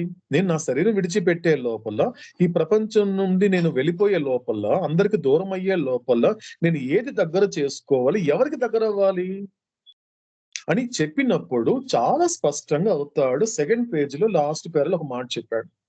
ఏం చెప్పడం జరిగింది అంటే, ఎవరైతే నువ్వు ఏం పని చేయాలి, సంస్కార రహితం చేసుకోవాలి. నువ్వేం చేసుకోవాలి, నీ పని ఏంటి, ఇంతవరకు స్థూల సంస్కారాలతో అనేక జన్మలు ఎత్తినటువంటి నువ్వు మళ్ళీ జన్మెత్తకుండా ఉండాలి అంటే ఇదే చివరి జన్మ చేసుకోవాలి. ఒక అవకాశాన్ని పూర్తిగా వినియోగించుకోవాలి. అవతారుడి యొక్క రాకని, అవతారుడి యొక్క అవతరణని గుర్తుంచుకొని సద్వినియోగం చేసుకోవాలి. అంటే నువ్వు వచ్చిన పని ఏంటి అంటే సంస్కార రహితంగా తయారవ్వాలి. అది నువ్వు శరీరం విడిచిపెట్టే లోపల చేయాలి. అప్పుడు ఏం జరుగుతుంది, నువ్వు సంస్కార రహితమైనప్పుడు ఏం జరుగుతుంది, నీ ఆత్మ యొక్క ఎరుక నీకు కలుగుతుంది. అంతవరకు నీలో భగవంతుడు ఉన్నాడని ఊరికి నోటి మాటగా చెప్పావు, నీలో ఆత్మ ఉందన్న విషయం నోటి మాటగా చెప్పిన నువ్వు ఇప్పుడు అనుభవం పొందుతావు. ఎటువంటి అనుభవము అంటే, ఇది ఎటువంటి ఎరుక అంటే సంస్కార రహితమైనప్పుడు ఎటువంటి ఎరుక వస్తుంది నీకు అంటే ఆత్మ యొక్క ఎరుక కలుగుతుంది. అది స్పష్టంగా మనకి 2nd పేజీలో లాస్ట్ పేరాలో అవుతాడు మనకి ప్రీవియస్ మెహరోపాస్ లో అవుతాడు చెప్పడం జరిగింది. ఏం చెప్పడం జరిగింది, ఎప్పుడైతే నువ్వు సంస్కార రహితమైనప్పుడు నీకు ఎటువంటి ఎరుక కలుగుతుంది అంటే నీ ఒక ఆత్మ యొక్క ఎరుక కలుగుతుంది. అది మాత్రమే కాదు, ఆత్మ యొక్క ఎరుకతో నీకు ఇంకొక అనుభవం కలుగుతుంది. అదే పరమాత్మానుభవము. అది నువ్వు వచ్చిన పని ఏంటి, కేవలం స్థూల సంస్కారాలతో ఉండడమే కాదు, స్థూల సంసారం చేయడం మాత్రమే కాదు, స్థూల కాయంతో కాపురం చేయడం మాత్రమే కాదు, దాటుకుని వెళ్ళు. ఇదంతా కూడా ఒక బ్రిడ్జ్ అంతే. జీసస్ ఒక మాట చెప్తాడండి, ఒక లైన్ చెప్తాడు. జీసస్ చెప్పిన మాట ఏంటి అంటే, ఈ యొక్క స్థూల ప్రపంచం అనేది ఒక వంతెన వంటిది. This gross world is nothing but it's like a bridge అన్నాడు ఆయన. జీసస్ చెప్పిన మాట, ఇట్స్ ఎ బ్రిడ్జ్ అంత, ఒక వంతెన. ఈ స్థూల ప్రపంచం కావచ్చు, ఈ స్థూల దేహం అనేది కూడా ఒక వంతెన మాత్రమే. వంతెన ఎందుకండి, వంతెన యొక్క పర్పస్ ఏంటండి, ఈ వైపు ఉన్న వాడిని అవతలకు చేరవేయడమే వంతెన పని. కింద నడవలేనటువంటి వాడు, కింద ఏదో నది కానీ లేకపోతే నీళ్లు ప్రవహిస్తున్నప్పుడు అందులో నుంచి అవతల వైపు వెళ్ళలేనటువంటి వాళ్ళు ఏం చేస్తారంటే వంతెన కట్టుకుంటారు ఈజీగా దాటిపోవడానికి. ఆ వంతెన బ్రిడ్జ్ యొక్క పర్పస్ ఏంటి, యువతలో ఉన్న వ్యక్తిని అవతలకి తీసుకెళ్లడమే. అదే విధంగా ఈ ప్రపంచం కానీ ఈ శరీరాలు అంటే అది గ్రాస్ బాడీ కావచ్చు, సటిల్ బాడీ కావచ్చు, మెంటల్ బాడీ కావచ్చు, అదే విధంగా అది గ్రాస్ వరల్డ్ కావచ్చు, సటిల్ వరల్డ్ కావచ్చు, మెంటల్ వరల్డ్ కావచ్చు, ఏదైనప్పటికీ కూడా ఇవన్నీ కూడా ఒక వంతెన వంటిదే. దాటుకొని పోవాలి, దాటుకొని నువ్వు చేరాల్సిన గమ్యం వేరే అటువైపు ఉంది. అది చెబుతూ జీసస్ ఇంకో మాట చెప్తాడు. ఏం చెప్తాడు అంటే, ఈ వంతెన దాటుకొని వెళ్ళు తప్ప ఈ వంతెన మీద ఇంటిని నిర్మించుకోవద్దు అంటాడు. ఏం చేస్తున్నావు నువ్వు, ఎంత అట్రాక్ట్ అయిపోయావు ఈ ప్రపంచం అంటే, ఇక్కడ ప్రపంచం మీద బాగుందే, నేను ఇక్కడే సెటిల్ అయిపోతా, నేను వంతెన మీద ఇల్లు కట్టుకుంటున్నావు అన్నాడు ఆయన. జీసస్ చెప్పిన మాట, ఇక్కడ ఉండిపోతున్నావు, అట్రాక్ట్ అయిపోతున్నావు, ఆ టెంప్టేషన్ కి పడిపోతున్నావు. కానీ నువ్వు క్రాస్ చేయాలి. వంతెన పని ఏంటి అంటే, వంతెన ఎక్కడ కూడా చెప్పదు ఈ వంతెన బాగుంది, ఇక్కడ ఇల్లు కట్టుకోండి, నీ గజాల స్థలం ఉంది, ఇది నమ్ముతామని ప్రపంచంలో ఎక్కడ మనకి యాడ్ చూసుండం. బ్రిడ్జ్ మీద ఇల్లు కట్టుకోమని ఎక్కడ కూడా మనం యాడ్ చూసుంటాం. ఎందుకంటే బ్రిడ్జ్ మీద ఇల్లు కట్టుకోవడం అనేది సాధ్యపడదు. ఎందుకంటే దాని పని ఏంటి అంటే అవతల ఉన్న వ్యక్తిని యువతలకి తీసుకురావడం. మీరు జస్ట్ క్రాస్ చేసుకుంటూ వెళ్ళిపోవాలి. దాటుకుంటూ పోవడానికి వంతెన అనేది, నువ్వు ఉండిపోవడానికి కాదు. కానీ నువ్వేం చేస్తున్నావు? ఇదేదో బ్రిడ్జ్ బాగుంది కాబట్టి ఇక్కడ ఇల్లు కట్టుకుంటున్నా ఉన్నాడు జీసస్. బట్ ఇల్లు కట్టుకోకండి, జస్ట్ క్రాస్ చేసుకుంటూ వెళ్ళిపోండి, దాటుకొని వెళ్ళిపోతూ ఉండండి. అది దేహాలు కావచ్చు, ప్రపంచాలు కావచ్చు. కాబట్టి ఇక్కడ అందుకే అవతాడు స్పష్టంగా చెప్తున్నాడు, వచ్చిన పని ఏంటి అంటే నువ్వు సంస్కార రహితం చేసుకుంటే ఏం జరుగుతుంది అంటే, ఫస్ట్ నీ యొక్క ఇంతవరకు స్థూల శరీరం యొక్క ఎరుకలోనే ఉండిపోయావు, లేక సూక్ష్మ శరీరం యొక్క ఎరుకలో ఉండిపోయావు, తర్వాత మానసిక శరీరం యొక్క ఎరుకలో ఉన్నటువంటి నువ్వు ఈ 3 బ్రిడ్జిలు దాటుకొని ఎటువంటి ఎరుకకు వచ్చావు? నేను ఆత్మని అని ఎరుక కలిగించుకున్నావు. అంటే ఇక్కడ నువ్వు 3 బ్రిడ్జిలు దాటేశావు. అదే విధంగా ప్రపంచాలు కూడా, ఈ స్థూల ప్రపంచం కావచ్చు, సూక్ష్మ ప్రపంచం కావచ్చు, మానసిక ప్రపంచం కావచ్చు, ఈ 3 బ్రిడ్జిలు దాటేశాక కూడా నీకు ఒక అనుభవం కలుగుతుంది. ఏంటి అనుభవం అంటే పరమాత్మానుభవము. It is experience of oversoul అని అవుతాడు. కాబట్టి నువ్వు వచ్చిన పని ఏంటి అంటే ఇదే నువ్వు వచ్చిన పని. అదే విధంగా 3rd పేజీకి వెళ్ళేసరికి మాత్రము అక్కడ కూడా 2 చోట్ల మనకి అవతారుడు అస్పష్టంగా చెప్పడం జరిగింది. వచ్చిన పని ఏంటి, నువ్వు వచ్చిన పని ఏంటో తెలుసా? సో మనకి థర్డ్ పేజీలో చూస్తే, సో 4th పేరాలో మనకి ఎక్స్ప్లెయిన్ చేసాడు అవుతాడు. ఏం చెప్పడం జరిగింది? ఎవరైతే ఎటువంటి ఆత్మ అయితే ఎటువంటి ఆ సంస్కార రహితమైనప్పుడు ఏం జరుగుతుంది ఇక్కడ స్పష్టంగా అంటే, ఆత్మ ద్వారా ఏం చేస్తాడు అతను? ఆత్మ ద్వారా అంటే నువ్వు ఆత్మ యొక్క ఎరుక పొందిన తర్వాత నీ యొక్క ఆత్మ ద్వారా ఏం చేస్తావో తెలుసా? పరమాత్మ యొక్క అనంతమైన శక్తిని, అనంతమైన జ్ఞానాన్ని, అనంతమైన ఆనందాన్ని నువ్వు అనుభవిస్తావు. ఇది 2వ వర్షన్ అండి. వచ్చిన పని ఏంటి అంటే ఇది 2వ వర్షన్. అంటే మొదటి వర్షన్ ఏంటి? ఎప్పుడైతే సంస్కార రహితమైనప్పుడు, సో నేను నా ఆత్మ యొక్క ఎరుకతో పాటు పరమాత్మానుభవం పొందుతాను. కొద్దిగా అవతాడు ఎక్స్పాండ్ చేస్తున్నాడు, కొంచెం విస్తృతం చేస్తున్నాడు. సెకండ్ వర్షన్కి వచ్చేసరికి ఏమవుతుంది? ఎప్పుడైతే నేను సంస్కార రహితం అవుతానో, నేను ఏ యొక్క ఆత్మ యొక్క ఎరుక కలిగానో ఆ ఆత్మ యొక్క ఎరుక ద్వారా నేను పరమాత్మ యొక్క లక్షణాలైనటువంటి అనంతమైన శక్తిని, అనంతమైన జ్ఞానాన్ని, అనంతమైన ఆనందాన్ని నేను అనుభవిస్తాను. కాబట్టి ఇది కూడా నేను వచ్చి చేయాల్సిన పని. మూడోది ఏంటి ఇక్కడ అంటే కూడా మళ్ళీ అదే ఒక పేజీలో మనకు అవుతాడు చెప్పడం జరిగింది. ఏంటది? ఎప్పుడైతే నీకు ఆ విధమైనటువంటి అనుభవం కలిగిన తర్వాత ఏం జరుగుతుంది అంటే, నీకు దేన్నైతే దాటుకుని వచ్చావో వాటి యొక్క ఎరుక కానీ లేక ఆ ప్రపంచాలకి సంబంధించిన ఈ అనుభవం అనేది నీకు ఉండదు. ఉంటుంది, ప్రపంచాలు నీ కళ్ళ ముందు కనబడుతున్నాయి. నీకు గ్రాస్ వరల్డ్ ఉంటుంది, సటిల్ వరల్డ్ ఉంటుంది, మెంటల్ వరల్డ్ ఉంటుంది. ఏది నీకు రియలైజేషన్ వచ్చిన తర్వాత కూడా, అంటే వెరీ ఫ్యూ సోల్ అయిన తర్వాత కూడా నీ కళ్ళ ముందు నీకు శరీరాలు ఉంటాయి. నీకు గ్రాస్ బాడీ ఉంటుంది, సటిల్ బాడీ ఉంటుంది, మెంటల్ బాడీ ఉంటుంది. కానీ వాటికి సంబంధించిన కాన్షియస్ నీకు ఉండదు. అదే విధంగా ప్రపంచాలు కూడా నీకు గ్రాస్ వరల్డ్ కనిపిస్తుంది, సటిల్ వరల్డ్ కనిపిస్తుంది, మెంటల్ వరల్డ్ కూడా కనిపిస్తుంది. కానీ వాటికి సంబంధించిన ఎక్స్పీరియన్స్ నీకు ఉండదు. కాబట్టి ఇది వచ్చిన పని అనేది కూడా మనకి మొదట్లోనే మనకి అవతాడు చాలా స్పష్టంగా తెలియచేయడం జరిగింది. కాబట్టి మనకి ఫస్ట్ నుంచి అవతాడు చెప్పిన మాట, కాన్షియస్నెస్ ఆఫ్ బాడీ అంటే ఏం చేస్తున్నాడు? మనకి కాన్షియస్నెస్ అనేది దేనికి సంబంధించింది? బాడీకి సంబంధించింది. ఎక్స్పీరియన్స్ అనేది దేనికి సంబంధించింది? వరల్డ్ కి సంబంధించింది. సో ప్లేన్ కి సంబంధించినంత వరకు ఆ ప్లేన్స్ లో ఏ విధమైనటువంటి ప్రయాణం అనేది కొనసాగుతుందని తెలిసింది. తర్వాత కలిగి ఉండేటువంటి బంధనాలు, ఆ తర్వాత కలిగి ఉండేటువంటి సంస్కారాలు. ఎందుకంటే ఇంకోసారి రిపీట్ చేసుకుంటే మనకి అవతార పురుషుడైనటువంటి మెహర్ బాబా భగవంతుడిగా మాట్లాడుతూ ఎక్కడ కూడా స్టార్టింగ్ లో కాన్షియస్నెస్ కి ఎక్కడ కూడా ఇంట్రడక్షన్ ఇవ్వలేదు.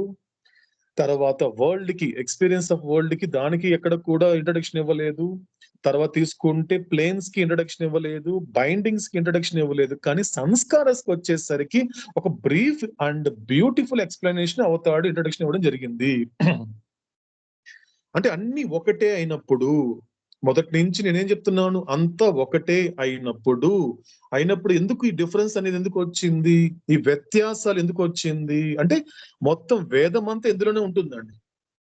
వేదాంతాన్ని ఎవరైనా కూడా కాస్త సీరియస్ గా గనుక దాన్ని పరిశీలించగలిగితే, వేదాల్ని కానీ వేదాంతాన్ని కానీ తీసుకున్నా కూడా వేదంలో చెప్పబడిన విషయాలు కానీ వేదాంతంలో చెప్పబడిన విషయాలు రెండు విషయాలు. ఒకటి భేద భావన, రెండోది అభేద భావన. రెండే కనిపిస్తాయండి.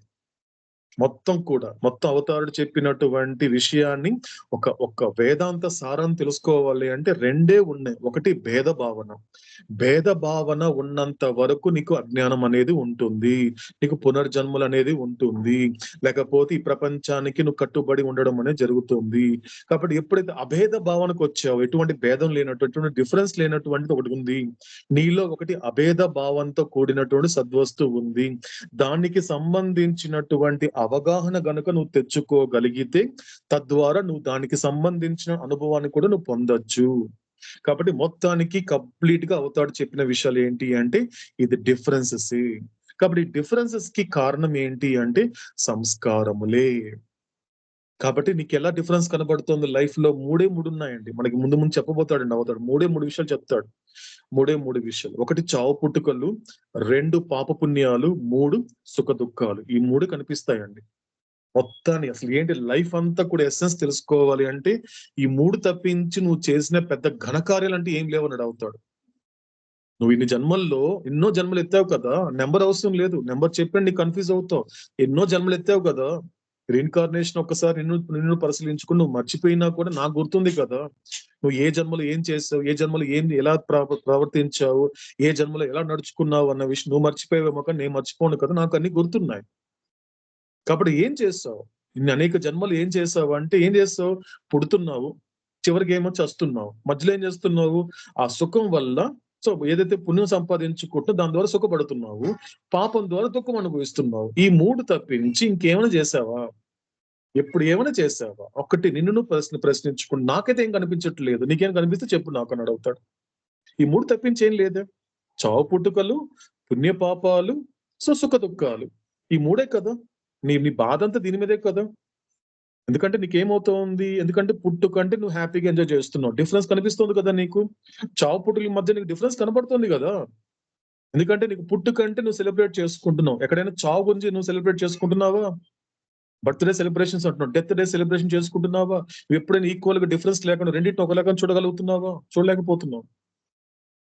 పాప పుణ్యాలు ఏం చేస్తున్నావు? ఎందుకంటే పుణ్యం అనేది ఎప్పుడైతే దుఃఖం వస్తే పుణ్యం చేస్తున్నావు. ఎందుకు వస్తుంది? నీకు కష్టం ఉంది కాబట్టి, బాధలు ఉన్నాయి కాబట్టి, ఆ బాధలు పోవాలి కాబట్టి పుణ్యం చేస్తున్నావే తప్ప ఎక్కడైనా ఎప్పుడైనా వీటిని దాటుకొని వెళ్ళే ప్రయత్నం చేసావా? ఎప్పుడు చూసినా ఇంతేనా?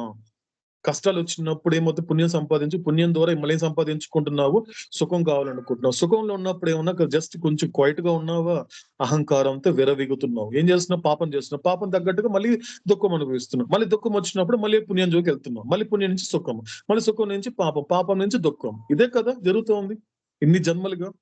ఏ జన్మలో అయినా ఇంకొకటి ఉంది అనే విషయం ఎప్పుడైనా గుర్తించావా? ఒక జ్ఞానం అనేది ఉంది అనే విషయం ఎప్పుడైనా గుర్తించావా? ఒక మోక్షం అనేది ఉంది అనేది ఎప్పుడైనా గుర్తించావా? ఎందుకంటే మోక్షం అనేది నువ్వు తెలుసుకునే అవకాశమే లేదు. ఎందుకంటే నువ్వు బంధనాల్లో ఉన్నావు, నీ చేతికి సంఖ్యలు ఉన్నాయి అని గుర్తించినంత వరకు నువ్వు స్వేచ్ఛ గురించి ఆలోచించవు. ఇప్పుడు పక్షి ఉంటుందండి, ఇప్పుడు అవతాడు చెప్పిన ఎగ్జాంపుల్ ఏంటి? ఒక పక్షి ఎక్కడ తిరుగుతుంటుందండి? ఆకాశంలో తిరుగుతూ ఉంటుంది. దానికి స్వేచ్ఛ అంటే తెలియదండి. పక్షికి ఆకాశంలో నిరంతరం ఎగిరే 24 గంటలు ఆకాశంలో ఎగిరేటువంటి పక్షికి స్వేచ్ఛ అంటే తెలియదండి. స్వేచ్ఛ ఎలా ఉంటుంది? ఒక స్వేచ్ఛ అంటే ఈ విధంగా ఉంటుందా, స్వేచ్ఛ యొక్క అనుభవం అనేది ఇలా ఉంటుందనేది ఆ పక్షికి తెలియదండి. కానీ ఆ స్వేచ్ఛ గురించి దానికి అర్థం కావాలి అంటే, స్వేచ్ఛ గురించి దానికి అవగాహన ఇవ్వాలి అంటే ఆ పక్షిని పట్టుకొని ఒక్కసారి బోన్లో బంధించు. ఆ పక్షిని తీసుకొచ్చి ఒక్కసారి బోనులో బంధించావంటే వెంటనే దానికి అర్థమవుతుంది నేను ఎక్కడున్నాను. ఇంతవరకు భయపడని పక్షి భయపడుతుంది, ఇంతవరకు బాధపడని పక్షి బాధపడుతుంది. ఎక్కడున్నాను, ఎక్కడ ఎగరలేకపోతున్నాను, బయటకు రాలేకపోతున్నానే అంటే దానికి బంధనం అనే విలువ తెలిస్తే తప్ప, బంధం యొక్క ఇంపార్టెన్స్ తెలిస్తే తప్ప ఆ యొక్క ఫ్రీడమ్ యొక్క గొప్పతనాన్ని అది గుర్తించలేకపోయింది. ఎప్పుడైతే వెంటనే మీరు ఓపెన్ చేశారంటే ఎంత ఫాస్ట్ గా పైకి వెళ్ళిపోతుంది చూడండి పక్షిని. అలా ఉంది నీ పరిస్థితి. అసలు నువ్వు బంధనాల్లో ఉన్నావు, నువ్వు నీ చేతికి ఒక సంఖ్యలు అనేవి ఉన్నాయన్న విషయం నీకు తెలియట్లేదే. అందుకే నువ్వు స్వేచ్ఛ గురించి అంత ఎక్కువ ఇంపార్టెన్స్ ఇవ్వవు నువ్వు. కాబట్టి తెలియాలి. కాబట్టి ఇదే కాదు జీవితం, ఇంకోటి ఉంది, జ్ఞానం అనేది ఉంది, మోక్షం అనేది ఉంది, నీ యొక్క జీవితానికి ఒక ప్రయోజనం ఉంది. నువ్వు మిగతా జీవరాశుల్లాగా పుట్టి చావడానికి కాదు నువ్వు వచ్చింది. నువ్వు ఒక మానవ జన్మ తీసుకున్నావు, మానవ జన్మ నీకు ప్రాప్తింప చేస్తాను. మానవ జన్మ అనేది మిగతా జన్మల్లా కాదు, దీనికి ఒక విశిష్టమైనటువంటి ప్రాముఖ్యత, ఒక విశిష్టమైనటువంటి ప్రాధాన్యత ఈ మానవ జన్మకి ఇవ్వబడింది. దాన్ని గుర్తించే ప్రయత్నం చేయి. అందరిలాగా ఉండిపోకు. ఒక బ్లైండ్ ఇమిటేషన్, గుడ్డిగా ఎవరైతే నువ్వు గుడ్డిగా ఎవరు తెలియకుండా వెళ్ళిపోతుంటారు, నువ్వు అలా కళ్ళగంతకడే వెళ్ళిపోతున్నావు. అలా కాదు, జీవితం అంటే అది కాదు. కాబట్టి ఇది గుర్తు పెట్టుకో. అందుకే అనేక జన్మలు నువ్వు మోస్ట్ సోల్ గా ఉండిపోవడానికి కారణం ఇదే. కాబట్టి ఇది గుర్తు పెట్టుకో. కాబట్టి ఇంత 3 తప్పించి ఏమి లేదు. కాబట్టి చావు పుట్టుకలు, పుణ్యపాపాలు, సుఖ దుఃఖాలు. ఎందుకంటే అవతాడు ముందు ముందు చెప్పబోతున్నాడు అండి. ఎందుకంటే ఇది ఒక మ్యాథమెటికల్ గా చెప్పాడు అవతాడు. ఒక మ్యాథమెటికల్ గా నీ లైఫ్ ని ఒకే ఒక గుప్పెట్లో చెప్పేశాడండి అవుతాడు. ఇన్ని జన్మలు నువ్వేం చేసావంటే ఇది తప్ప ఏం లేదు. ఒక 5 చెప్తున్నాను విన్నాడు. ఫస్ట్ ఏం చెప్పాడు మనకి? చావు పుట్టుకలు ప్లస్ పుణ్యపాపాలు ప్లస్ సుఖ దుఃఖాలు ఈక్వల్ టు మ్యాథమెటికల్ చెప్తున్నాడు అవుతాడు.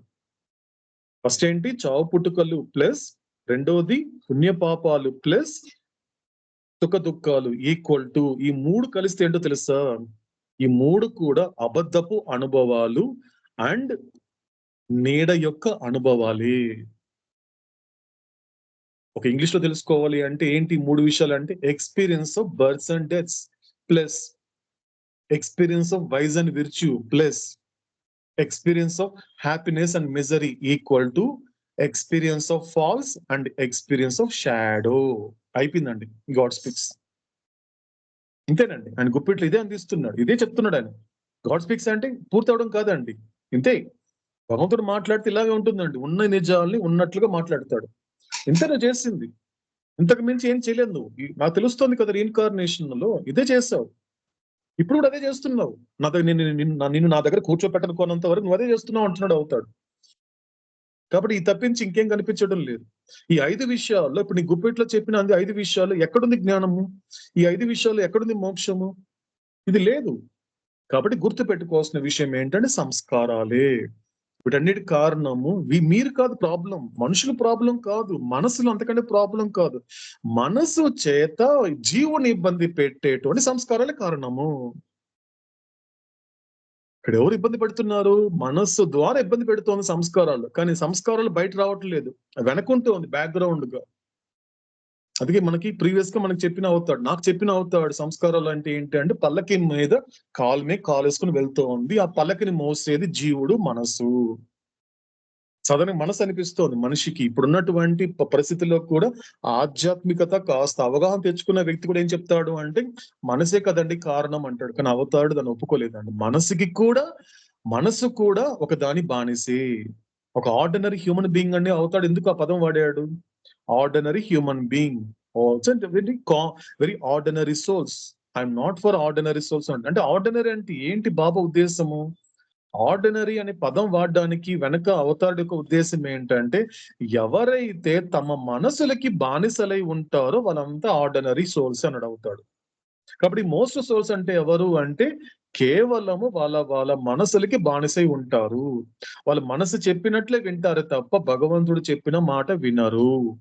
వాళ్ళు తండ్రి మాట వినని బిడ్డలు. అక్కడ తండ్రి ఏం చెప్తున్నాడు? డోంట్ వరీ బీ హ్యాపీ అంటే ఈ మనసు ఏం చేస్తుంది? వీడు మనసుకి బానిసాడు కాబట్టి అది తిప్పి చెప్తా ఉంది, డోంట్ హ్యాపీ బీ వరీ అంటున్నాడు. కాబట్టి ప్రపంచంలో మెజారిటీ పీపుల్ ఎక్కడ ఉన్నారు? డోంట్ వరీ బీ హ్యాపీగా ఉన్నారా, డోంట్ హ్యాపీ బీ వరీగా ఉన్నారా అంటే సెకండ్ కేటగిరీలో ఉన్నారు. కారణం ఏంటి అంటే ఈ మోస్ట్ సోల్స్ వల్ల ఇది జరుగుతోంది. కాబట్టి ఇది ఇంపార్టెంట్. ఇది మనకి అవతారుడు ఆ సంస్కారాల గురించి చెబుతున్నాడు. కాబట్టి ఏది జరిగినా ఏది జరగకపోయినా, నీ చావుకి కానీ పుట్టుకకి కానీ, నీ సుఖానికి కానీ దుఃఖానికి కానీ, నీ పాపానికి కానీ పుణ్యానికి కానీ అన్నిటికీ కారణం ఏంటంటే సంస్కారాలే.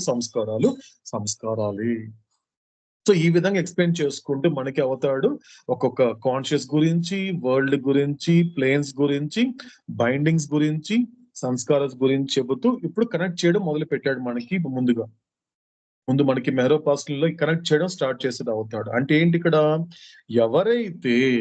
ఎవరైతే ఈ స్థూల సంస్కారాలతో ఉన్న ఆత్మలు ఎటువంటి ఎరుకలో ఉంటారు అంటే కేవలము స్థూల శరీరం యొక్క ఎరుకలో ఉంటూ స్థూల ప్రపంచం యొక్క అనుభవంలోనే ఉంటారు. అంటే ఎవరికి వాళ్ళు క్వశ్చన్ చేసుకోవాల్సిన సందర్భం ఇది.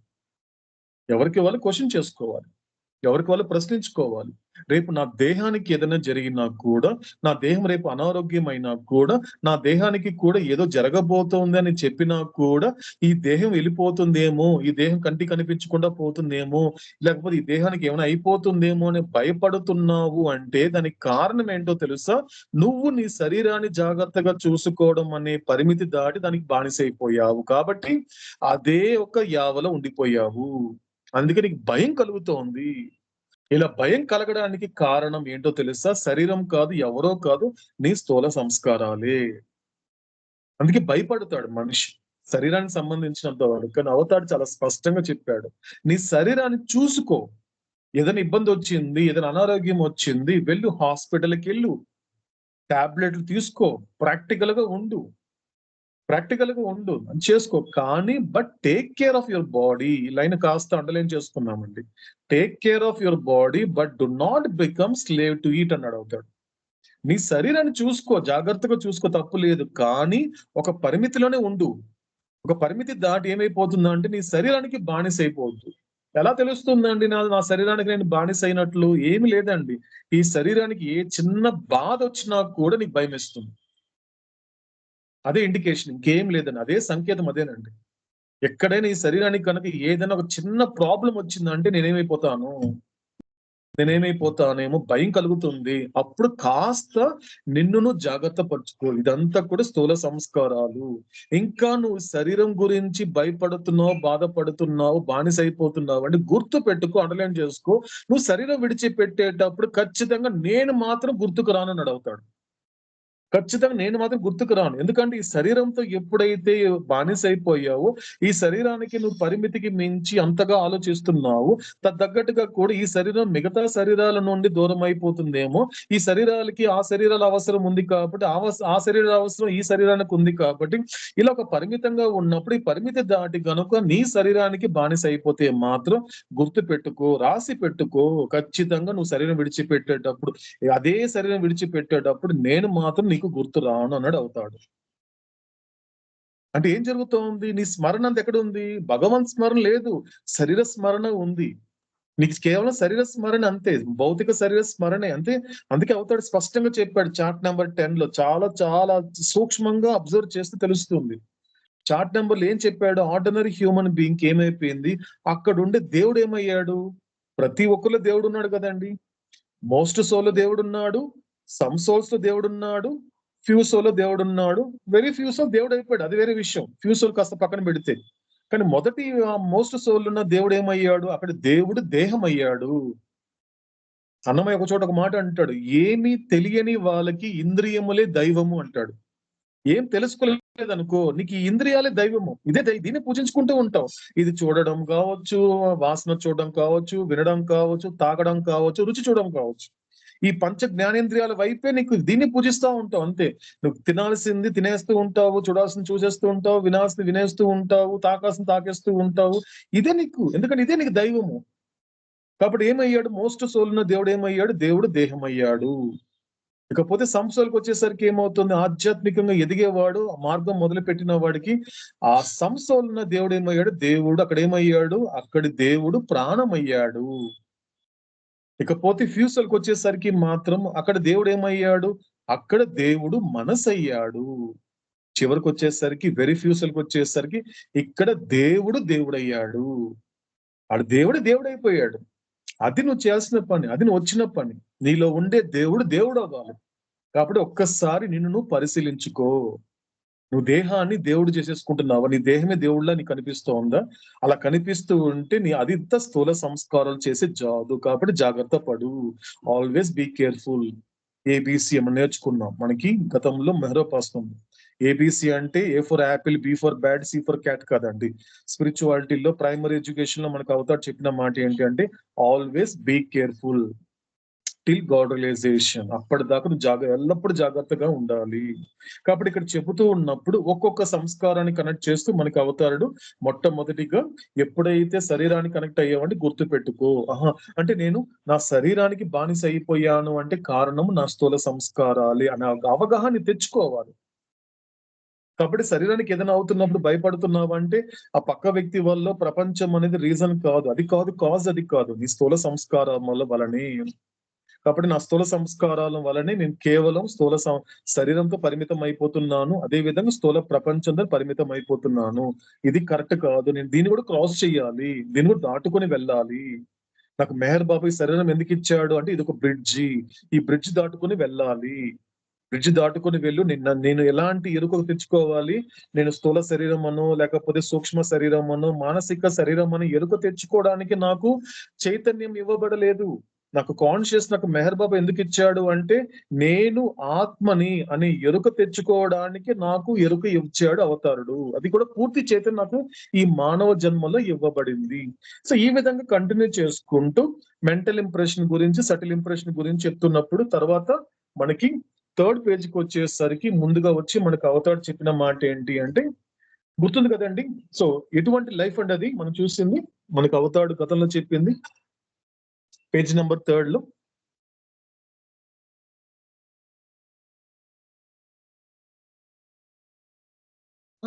జై మెహర్ బాబా అన్నయ్య. ఫస్ట్ వన్ ఇంద్రియాలకి లోబడి ఉన్నవాడు మోస్ట్ సోలో. రెండో దానికి మనకి సంసోల్ తీసుకుంటే అక్కడ లైఫ్ ఆఫ్ స్పిరిట్ అన్నమాట, ఆత్మతో జీవిస్తాడు అనమాట, అంటే పాత్ ని ప్రారంభించాడు అనమాట. ఫ్యూ సోల్స్ తీసుకుంటే అతను కంటిన్యూ చేస్తున్నాడు, తన ఒక ఆత్మ ఒక జీవనం కంటిన్యూ చేస్తున్నాడు. ఇంకా వెరీ ఫ్యూ సోల్స్ అంటే తను నాన్నలాగా తయారైపోయాడు అనమాట. బికమ్ స్పిరిట్ అయిపోయాడు, ఆత్మ అయిపోయాడు, ఆత్మ. సో బికమ్ స్పిరిట్ అన్నమాట. అంటే ఇక్కడ ఏం జరుగుతోంది అంటే 3rd పేజీలో మనకి అవతారు చెప్పింది ఏంటి అంటే ఫస్ట్ పేరాలో ఏం చెప్పడం జరిగింది అంటే ఎవరైతే ఈ స్థూల సంస్కారాలతో ఉంటూ ఎవరైతే స్థూల ప్రపంచం యొక్క అనుభవం కలుగుతూ ఎవరైతే ఈ స్థూల శరీరం ద్వారా అనుభవించేటువంటి రకరకాల అనుభవాలైనటువంటి చూడడం కావచ్చు, వినడం కావచ్చు, వాసన చూడడం కావచ్చు, లేకపోతే తినడం కావచ్చు, పడుకోవడం కావచ్చు, మలమూత్ర విసర్జన అనేటువంటి ఇవంతా కూడా దేనికి సంబంధించింది అంటే ఇదంతా కూడా ఎటువంటి ఎవరికి దేనికి సంబంధించిన అనుభవాలు అంటే స్థూల ప్రపంచం యొక్క అనుభవాలు. అంటే దీన్ని ఎటువంటి లైఫ్ గా తీసుకోవచ్చు మనకు అవతారు చెప్పింది ఏంటంటే it is the life of senses. ఇది అర్థం కావాలి, ఇది ఎటువంటి జీవితము ఎటువంటి లైఫ్ అంటే it's a life of senses. ఇంద్రియాలకి లోబడి ఇంద్రియాలని సంతృప్తి పరిచేటువంటి జీవితమే ఈ యొక్క ఆర్డినరీ హ్యూమన్ బీయింగ్ చేసేటువంటి జీవితము. అంతే, అంతకుమించి ఇక్కడ ఏం లేదు, అక్కడ అంతకుమించి ఇంకేం లేదు. అదే చేస్తాడు, అదే చేస్తూ ఉంటాడు, అదే కంటిన్యూ చేసుకుంటూ ఉంటాడు అనేక జన్మలుగా. అది కాదు జన్మ అంటే, అది కాదు లైఫ్ అంటే. లైఫ్ అంటే ఏంటి అంటే అటువంటి అంటే రెనౌన్సియేషన్. అంటే నాకు అర్థం అవుతున్నంత వరకు, నేను ఆలకిస్తున్నంత వరకు నాకు అర్థం చేయించుకున్న విషయం ఏంటి, నాకు అర్థం అయ్యేలా నాకు అవతారు నాకు ఎలా చెప్పడం జరిగింది అంటే ఎక్కడైతే 7 రియాలిటీస్ లో ఉన్నటువంటి రియల్ రెనౌన్సియేషన్ అనే పదం తీసుకున్నప్పుడు అంటే పరిత్యాగము, నిజమైన పరిత్యాగం అంటే ఏంటి, విడిచిపెట్టడము. రెనౌన్సియేషన్ అంటే ఏంటి, విడిచిపెట్టడం. దేన్ని విడిచిపెట్టాలి, ఎవరిని విడిచిపెట్టాలి, ఇంట్లో వాళ్ళని విడిచిపెట్టాలా, ఇంటిని విడిచిపెట్టాలా, లేకపోతే ఊరిని విడిచిపెట్టాలా, ప్రపంచాన్ని విడిచిపెట్టాలా? నువ్వు విడిచిపెట్టాల్సింది ఇది ఏది కాదు, నువ్వు విడిచిపెట్టాల్సింది ఈ యొక్క ఇంద్రియమైన జీవితాన్ని. ఎందుకంటే ఇంద్రియాల జీవితాన్ని నువ్వు విడిచిపెట్టాలి, రెనౌన్సియేషన్ చేయాల్సింది ఇదే. అది చెయ్యాలి. నువ్వు గడప కూడా దాటాల్సిన అవసరం లేదు. అవతారు చెప్పిన మాట ఏంటి, ఎప్పుడైతే నువ్వు నా కొంగుని గట్టిగా పట్టుకున్నావో ఇక మీదట బాహ్య పరిత్యాగం అనేది అవసరం లేదు. అది అది అది ఒక ఇన్నర్ గా అంటే అంతర్గతమైనటువంటి ఒక పరిత్యాగంతో నువ్వు గనుక సాధించగలిగితే బాహ్య పరిత్యాగం అనేది నీకు అవసరం లేదు. ఎక్కడికి కదలాల్సిన అవసరం లేదు, నువ్వు గడప కూడా దాటాల్సిన అవసరం లేదు. కాబట్టి నీకు కావాల్సిన ఏంటి, ఆంతరికమైనటువంటి పరిత్యాగము. ఆంతరికమైన పరిత్యాగం అంటే ఏంటి, ఇటువంటి లైఫ్ ఆఫ్ సెన్సెస్ ను రెనౌన్సియేషన్ చేయాలి. నువ్వు విడిచిపెట్టాల్సింది ఇలాంటి లైఫ్ ని, ఎప్పుడు తినడము, తాగడము, పడుకోవడము, ఇది చేయడం కాదు. ఇది మీదే కాదు జీవితం, ఇంకా ఉంది, దీన్ని కూడా దాటుకుని వెళ్ళాలి అని చెప్తున్నాడు అవుతాడు దీని ద్వారా. కానీ ఎప్పుడైతే ఇదే లైఫ్ ఆఫ్ సెన్సెస్ అనేది దానిని కూడా ఎవరి కోసం పరిత్యజించాలి అనే మాట తెలుసుకోవాలి. ఎవరి కోసం పరిత్యజించాలి? నువ్వు భగవంతుడి కోసం పరిత్యజించాలి కదా. ఎంతో మందిని చూస్తున్నాం కదా. ఒక రమణ మహర్షి అంటే వెంకటరామన్ చిన్నపిల్లవాడు కావచ్చు, సిద్ధార్థుడు కావచ్చు, రామకృష్ణ పరమహంస కావచ్చు, ఎంతో మంది కనబడుతున్నారు కదా ప్రపంచంలో మనకి. ఇలాంటి వాళ్ళందరూ కూడా విడిచిపెట్టింది వాళ్ళ ఇంటినో లేక ఊరినో కాదు, వాళ్ళంతా విడిచిపెట్టింది లైఫ్ ఆఫ్ సెన్సెస్ ని. దేనికోసం అంటే for the sake of life of spirit.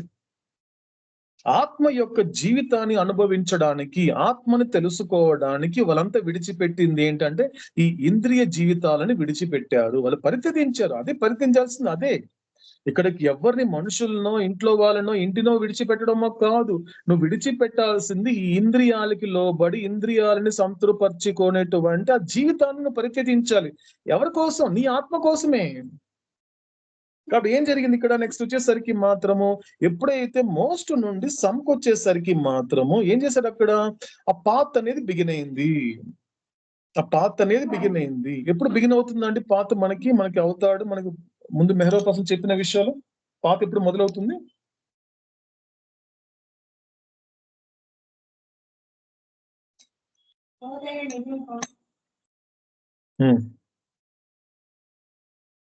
జై మేర్ బాబా అన్నయ్య.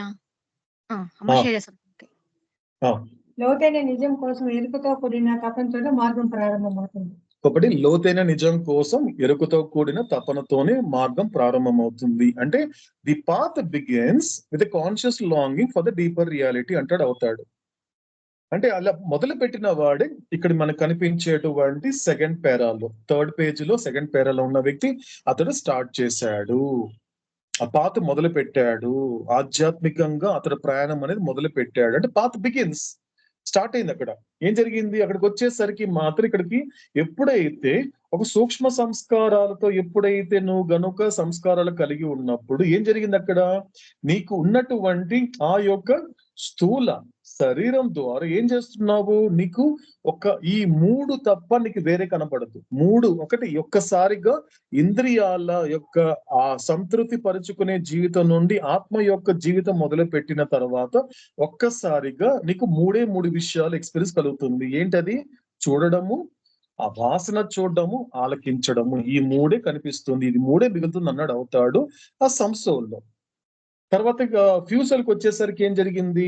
అది కూడా లైఫ్ ఆఫ్ స్పిరిట్ అనేది అతను కంటిన్యూ చేస్తున్నాడు. It's most important. అవతారుడు చెప్పేటువంటి అనేక గొప్ప విషయాల్లో మళ్ళీ రిపీట్ చేసిన విషయాల్లో నువ్వు ప్రారంభించడం అనేది ఎంత ముఖ్యమో చేరడం కూడా అంతే ముఖ్యము. గమ్యం చేరాలి కదా. నువ్వు ఏ ఒక ఉద్దేశంతో ఆధ్యాత్మిక ప్రయాణం మొదలు పెడుతున్నావు? నువ్వు ఏ ఒక్క ఉద్దేశంతో గాడ్ స్పీక్స్ అనేది నీకు అవుతాడు మొదలు పెట్టాడు అంటే చెప్పుకున్నాం. ఏం చెప్పాడు మనకి? గాడ్ స్పీక్స్ ఎప్పుడు పూర్తవుతుంది అంటే కేవలము నీకు ఆ పుస్తకం అనేది భావన ఉన్నంత వరకు. అందులో 276 పేజీలు ఉన్నాయి. ఓకే, 276 పేజీలు కనుక నేను ఇలా తిరిగేసుకుంటూ పోతే అయిపోతే 276 పేజీలు గాడ్ స్పీక్స్ పూర్తి అయిపోతుంది కాదు. నాకు సంబంధించినంత వరకు అది కాదు. అంటే భగవత్ వచనములు ఎప్పుడు పూర్తవుతుంది అంటే నేను భగవంతుడిగా వచించినంత వరకు, నాకు సంబంధించినంత వరకు భగవత్ వచనములు పూర్తవద్దు. నేను భగవంతుడిగా వచించాలి. నాకు ఆన్సర్ రావాలి. ఐ యామ్ గాడ్ అని ఇప్పుడు నేను చెప్పేస్తే అది ఎక్స్పీరియన్స్ అయినట్ట కాదండి. అవేర్నెస్ తో నాకు ఎక్స్పీరియన్స్ రావాలి, అవగాహనతో అనుభవం పొందాలి. అప్పుడు మాత్రమే పూర్తవుతుంది. కాబట్టి ఇక్కడ ఏం చెప్తున్నాడు అవుతాడు? నువ్వు మార్గం ప్రారంభించావు, బాగానే ఉంది, నాకు హ్యాపీయే. బట్ మార్గం ప్రారంభించడానికి ఆ గమ్యానికి చేరుకోవడానికి మధ్య చాలా ఇంపార్టెంట్ ప్రాసెస్ ఒకటి ఉంది. అది నువ్వు మర్చిపోతున్నావు. ఏంటది? ఇప్పుడు ఫ్యూసోల్ చేసే పని ఏంటి అంటే నువ్వు సంసోల్ గా నీ పాత మొదలు పెట్టినప్పుడు చాలా మంది, ఇది అవతాడు చెప్పిన స్టేట్మెంట్ అండి, చాలా వరకు కొంతమంది చాలా వరకు కూడా టెంప్టేషన్స్ కావచ్చు, అట్రాక్షన్స్ కావచ్చు, వాళ్ళ బలహీనతలు కావచ్చు, చాలా మంది సంసోల్ గా స్టార్ట్ అయిన వాళ్ళు కూడా చివరికి సంసోల్ గానే మిగిలిపోతున్నారు. ఫ్యూసోల్ గా రావట్లేదు. ఫ్యూసోల్ లో గొప్పతనం ఏంటి అంటే ఈ మార్గాన్ని వాళ్ళు అక్కడ కంటిన్యూ చేస్తున్నారు. వాళ్ళు ఏం చేస్తున్నారు? అక్కడ కంటిన్యూ చేస్తున్నారు. ఒక సంస్థలకు వచ్చిన తర్వాత నా పూర్తి అయిపోయింది, నాకు ఇంక నీకు వెళ్ళాల్సిన చోటుకి ఏమి లేదని ఫిక్స్ అయిపోతారు కొంతమంది, అలా ఉండిపోతారు. అందుకే వాటిని సంస్థల్లో ఉన్నటువంటి ప్లేన్స్ అయినటువంటి first, second, third, fourth planes అవుతాడేమన్నాడు, ఇట్స్ లోయర్ ప్లేన్స్ అన్నాడు, అవుతాడు. అధమమైనటువంటి భూమికలు అన్నాడు. అధమమైన భూమికలు అంతే, అది ఉన్నతమైన భూమి ఉన్నతమైన భూమికలు. హయ్యర్ ప్లేన్స్ ఏంటి అంటే 5th, 6th ప్లేన్స్ అన్నాడు, అవుతాడు. ఇదంతా కూడా ఒక లోయర్ ప్లేన్సే, గుర్తుపెట్టుకో. ఇదంతా లోయర్ లో ఉన్నావు అంటే నువ్వు కింద మెట్టులో ఉన్నావు. కింద మెట్టు యొక్క సహాయంతో, కింద మెట్టు యొక్క సహకారంతో నువ్వు పై మెట్టు ఎక్కాలి. నువ్వేం చేస్తున్నావు, కింద మెట్టులో ఉండిపోతున్నావు. ఇక్కడ బాగుంది కదా అని, ఎలాగైతే బ్రిడ్జ్ లో ఇల్లు కట్టుకుని ఉండిపోయినట్లుగా, మరి జీసస్ చెప్పినట్లుగా అలా ఉండిపోతున్నావు. అలా కాదు, ఇంపార్టెంట్ కంటిన్యూ చేయాలి. మనకేం చెప్పాడండి అవుతాడు, మనకి మెహరోపాసనం అనేది ఎలా కొనసాగించమని చెప్పాడండి, మనకి 3 మాటలు చెప్పాడండి. ఒక మీనాక్షి తప్ప మిగతా వాళ్ళు చెప్పండి.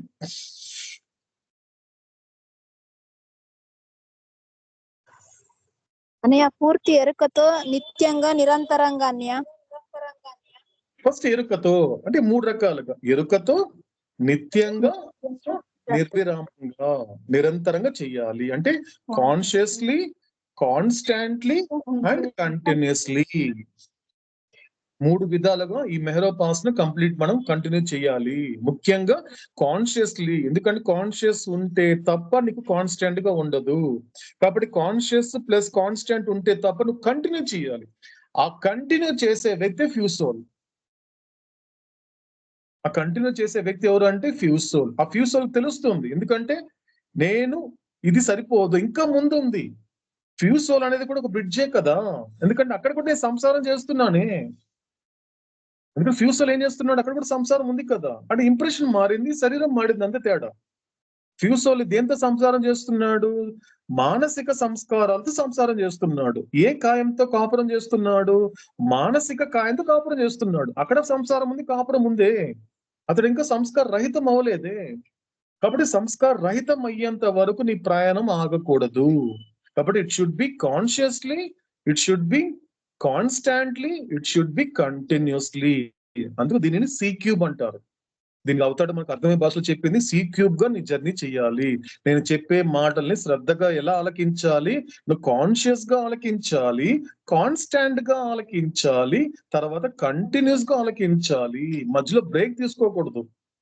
అందుకే హఫీజ్ చెప్పిన మాటలో కూడా ఉంటే క్లియర్ గా ఏం కనిపిస్తోంది, ఫస్ట్ లైన్ ఏంటి, మనకి స్పష్టంగా చెప్పిన మాట తీసుకుంటే క్లియర్ గా ఏం చెప్పాడు మనకి, befitting a fortunate slave carry out every command of the master without any question of why and what. అంటే ప్రతి మాటని అక్కడ some commands of the master లేదండి. హఫీజ్ చెప్పిన మాట సమ్ అని చెప్పలేదు ఆయన, ఎవ్రీ కమాండ్ అనే పదం వాడాడు. సమ్ అని చెప్పలేదు. కొన్ని ఒక గురువు చెప్పిన మాటలు కొన్ని వినండి చాలా లేదండి, ప్రతి ఒక్క మాట అన్నాడు ఆయన.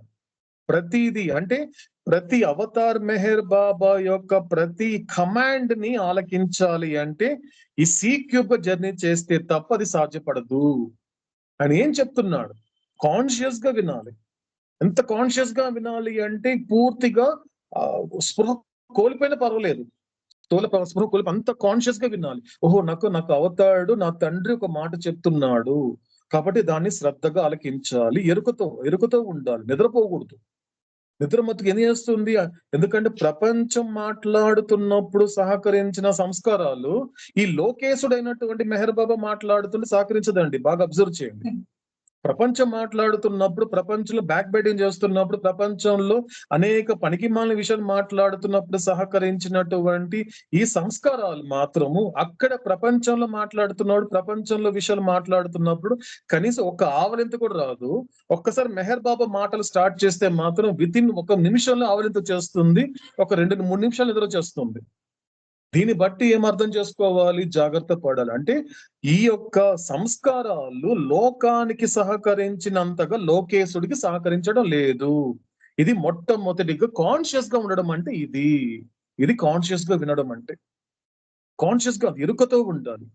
మన గతంలో ఏం చెప్పాడు మనకు అవుతాడు, ఒక చిన్న ఎగ్జాంపుల్ చెప్పడం జరిగింది. ఒక ఎగ్జాంపుల్ ఏంటి, ఒక గురువు దగ్గరికి ఒక సంపన్నుడు వెళ్ళి చెప్పాడు, అడుగుతాడు వెళ్ళేసి, ఒక గురుదేవా నేను ఎంత సెక్యూరిటీ పెట్టుకున్నా కూడా మా ఇంట్లో రోజు దొంగలు పడుతున్నారు, ఎన్ని రకాల ప్రయత్నం చేశాను, నేను పోలీసులు పెట్టాను, సెక్యూరిటీని పెట్టాను, పెద్ద పెద్ద గ్రిల్స్ పెట్టాను, అన్ని సెక్యూరిటీ సిస్టమ్ అన్ని పెట్టినప్పటికీ కూడా నా వల్ల కావటం లేదు. దొంగలు రోజు దొంగలు పడుతున్నారు గురుదేవ, ఏం చేయమంటారంటే, అయ్యో ఎందుకు అంతగా శ్రమ పడుతున్నావు, నువ్వు ఏం చెయ్యొద్దు, ఒక పని చేయి అన్నాడు.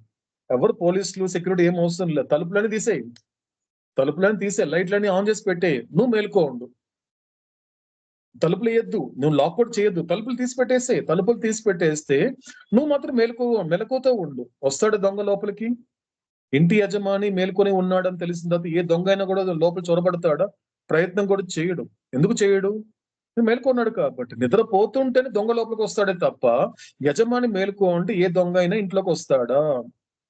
ఆ విధమైనటువంటి ఒక ఎరుకతో ఉన్నటువంటి సాధకుడు తన గురువు చెప్పేటువంటి ప్రతి మాటని శ్రద్ధతోనూ లేకపోతే పూర్తి ఎరుకతో ఆలకిస్తున్నప్పుడు అజ్ఞానం అనే దొంగ లోపలికి చొరబడతాడా? చొరబడడు. కాబట్టి that is the power of consciousness. అందుకే కాన్షియస్ గా ఉండాలి ప్రయాణం అనేది. రెండోది ఏంటి? కాన్స్టాంట్ అంటే ఎప్పుడు కుదురుతుంది? కాన్స్టాంట్ అంటే ఎప్పుడు కుదురుతుందండి? ఎప్పుడు కుదురుతుందో తెలుసా అండి? ఇప్పుడు నాతో మాట్లాడేటువంటి మెహర్ బాబాని నా నిత్య సహచరుడుగా మలుచుకుంటే తప్ప జరగదండి. I should make him as my constant companion. నేను ఆయనను నా నిత్య సహచరుడిగా మలుచుకోగలిగితే తప్ప నేను ఈ ప్రయాణం నిత్యంగా చేయలేను. కాన్స్టాంట్ గా చేయాలి కదండి, ఎప్పుడు చేయాలి. ఎందుకంటే నాకు ఆయన కాన్స్టాంట్ గా ఉండేది నేను సృష్టిలోకి రాతి రూపంలో వచ్చినప్పటి నుండి ఇప్పటి మానవ జన్మ అయినటువంటి హరిప్రసాదం ఉన్నప్పటి వరకు కూడా ఆయన నాతో ఉన్న ఏకైక తోడు ఎవరైనా ఉన్నారంటే మెహర్ బాబానే. పేరు మారుంటుందేమో, రూపం మారుంటుందేమో, కానీ అదే అనంతాత్మ, అదే అనంత చైతన్యం, అదే పరమాత్మ. ఆయనలో ఎటువంటి మార్పు లేదు. శరీరాలు మారచ్చేమో, లేకపోతే పేర్లు మారచ్చేమో తప్ప అందులో ఉన్నటువంటి అనంత చైతన్యము ఎప్పటికీ మారలేదు. నేను రాతి రూపంలో ఉన్నటువంటి అదే అనంత చైతన్యము ఇప్పుడు మెహర్ బాబా రూపంలో నా ముందు కూర్చొని నాతో మాట్లాడుతూ ఉన్నాడు. కాబట్టి కాన్స్టెంట్ అప్పుడు జరుగుతుంది. నెక్స్ట్ సెకండ్ ఏంటి? థర్డ్ ఏంటి? కంటిన్యూస్లీ. ఎలా కంటిన్యూస్లీ అంటే అవతల స్పష్టంగా చెప్తాడు. నువ్వు నిద్రపోతున్నప్పుడు ఎంత కంటిన్యూస్ గా హ్యాపీగా పడుకుంటావు? ఎవరు తట్టినా లేవు కదా, ఎంత కంటిన్యూస్ ఎంత హాయిగా ఉంటుంది నీకు. ఎవరైనా డిస్టర్బ్ చేస్తే కోపడతావే. నిద్ర అనేది మాత్రమే బ్రేక్ చేస్తే నీకు అంత అజ్ఞానంలోనే అంత బ్రేక్ చేస్తే నీకు ఇష్టపడటం లేదు. ఆ నిద్రను అంత ఇష్టపడుతూ అంత కంటిన్యూస్ గా నిద్రపోతున్నావు అంటే ఎంత హాయిగా ఉంది నీకు. అంతకు మించిన హాయి నాకు నా ప్రియతముడు నాతో మాట్లాడుతుంటే వస్తోంది అని నువ్వు గుర్తిస్తావే, అప్పుడు నువ్వు కంటిన్యూ చేయగలుగుతావు, నిరంతరంగా చేయగలుగుతావు. ఎందుకంటే నేను వచ్చింది ఈ పని కోసమే. ఎందుకంటే నిద్రలోనే నాకు అంత ఆనందం ఉన్నప్పుడు నిద్రలో పొందేటువంటి ఆ యొక్క జడమైన సుఖాన్ని మెలకువతో నాకు ఇస్తున్నప్పుడు నాకు ఎందుకు పోతానండి మళ్ళీ నిద్రకి? అదే నిరంతరంగా నేను చేసేటువంటి ప్రక్రియను ఎరుకతోను నిత్యంగా గాను ఈ యొక్క నిర్విరామంగా ఎటువంటి బ్రేక్ లేకుండా చేయగలగాలి. కాబట్టి కాన్షియస్లీ, కాన్స్టాంట్లీ, కంటిన్యూస్లీ అనేటువంటి జర్నీ మనకి అవతాడు చెప్పడం జరిగింది. కాబట్టి ఈ విధంగా లైఫ్ ఆఫ్ సెన్సెస్ చెప్పినప్పుడు ఆ లైఫ్ ఆఫ్ సెన్సెస్ ని లైఫ్ ఆఫ్ స్పిరిట్ కోసం రెనౌన్సియేషన్ చేసినప్పుడు అతడు నెమ్మదిగా ఒక్కొక్క స్టేజ్ దాటుకుంటూ ఈ విధంగా చేయడం జరుగుతుంది. కాబట్టి ఫ్యూజ్ సోల్ గొప్పతనం ఏంటి అంటే ఆ యొక్క పాత్ అనేది కంటిన్యూ చేస్తాడు. ఎప్పుడైతే ఫ్యూ సోల్కి వచ్చినప్పుడు, అందుకే అవుతాడు ఐఎమ్ ఫర్ ఫ్యూ అనే పదం ఎందుకు వాడాడు అంటే ఆయన ఎందుకు అవుతారు మెహర్ బాబా ఐఎమ్ ఫర్ మోస్ట్ అని, ఐఎమ్ ఫర్ సమ్ అని ఎందుకు పదం వాడలేదు? ఐఎమ్ ఫర్ ఫ్యూ అనే పదం ఎందుకు వాడాడు అంటే ఇక్కడ గుర్తు పెట్టుకోవాల్సింది అతడు మాత్రమే, నేను కొద్ది మంది కోసమే అనే మాట ఎందుకంటా అంటే అతడికి మాత్రమే తెలుస్తుంది నేనెవరో. అతడికి ఏం తెలుస్తుంది? ఇప్పుడు మెహర్ బాబా అంటే నువ్వేం చేస్తున్నావు? మొబైల్లో ఉండేటువంటి నా రూపాన్ని చూపిస్తున్నావు, లేకపోతే ఇంట్లో ఉన్నటువంటి ఒక చిత్రపటాన్ని చూపిస్తున్నావు కదా. కానీ ఎవరైనా కూడా నీ మెహర్ బాబా ఎవరు అంటే మెహర్ బాబా ఒక అనంత చైతన్యము. మిమ్మల్ని ఆ ప్రశ్న అడిగించాడే ఆయనే మెహర్ బాబా అని చెప్పగలగవా? మీ నుండి ఎవరు మెహర్ బాబా అని ప్రశ్నింపజేశాడే ఆ ప్రశ్నింప చేసిన వాడే మెహర్ బాబా అండి అని నువ్వు చెప్పగలవా? కానీ ఫ్యూ సోల్ చెప్పగలుగుతాడు. ఎందుకంటే అతడికి తెలుసు మెహర్ బాబా ఒక సెంటర్కో మెహరాబాద్కో ఒక చోటుకో పరిమితి కానివాడు కాబట్టి ఆయన సృష్టి అంతటా అనంత చైతన్యంగా అన్ని చోట్ల విస్తరింప చేస్తున్నాడు. అదొక అనంత చైతన్యము. Meher Baba is not only body, Meher Baba is కేవలం కంటి కనిపించేటువంటి గ్రాస్ బాడీ మాత్రమే కాదు. ఆయన ఎవరు? మెహర్ బాబా ఎవరు అంటే Meher Baba is infinite consciousness అని నువ్వు అనుభవపూర్వకంగా చెప్పలేకపోయినా అట్లీస్ట్ అవగాహనతను చెప్పగలగాలి. అలా అవగాహనతో చెప్పేటువంటి వాడే ఫ్యూసోల్. కాబట్టి ఫ్యూసోల్ గొప్పతనం ఏంటి అంటే తాను మొదలు పెట్టినటువంటి ప్రయాణాన్ని అతడు కొనసాగిస్తున్నాడు. ఎందుకంటే నువ్వు ప్రయాణం మొదలు పెట్టడంతో నువ్వు ఆ గమ్యానికి చేరుకోవు. కాబట్టి మొదలు పెట్టడానికి గమ్యానికి చేరడానికి మధ్య కొనసాగించడం ఉంది. అది నువ్వు మర్చిపోతున్నావే, అక్కడ బ్రేక్ పడుతోంది. అలా బ్రేక్ పడింది ఎవరికి? ద బెస్ట్ ఎగ్జాంపుల్, చాలా అందరికీ అర్థమయ్యే ఎగ్జాంపుల్ ఎవరు అంటే చాంగ్ దేవ్. సద్గురు జ్ఞానేశ్వర్ ఉన్న టైంలో దాదాపు 800 సంవత్సరాల క్రితము ఇదే ప్రపంచంలో మహారాష్ట్రలో ఉన్నటువంటి చాంగ్ దేవ్ మహారాజ్ అంటాడు అవుతాడు. అతడు ఏం చేశాడు? అతడు బిగిన్ చేశాడు. గురువు స్పష్టంగా చెప్పాడు. ఏం చెప్పాడు అతనికి? నీకు ఇలాంటి యోగ సిద్ధులు వచ్చినా కూడా వాటికి నువ్వు లోబడకుండా నువ్వు భగవత్ సాక్షాత్కారం పొందాలి, గుర్తుపెట్టుకో. వీటికి లోబడ్డావంటే మాత్రం ఇక్కడే ఉండిపోతావు అని గురువు చెప్పినా కూడా చాంగ్దేవ్కి ఏం చేశాడు? అనేక సార్లు తనకు వచ్చినటువంటి మృత్యువును తప్పించుకొని తన యోగ విద్య ద్వారా 1 కాదు 2 కాదు 1400 సంవత్సరాల వరకు 4వ భూమికలో ఉండిపోయాడు చాంగ్దేవ్.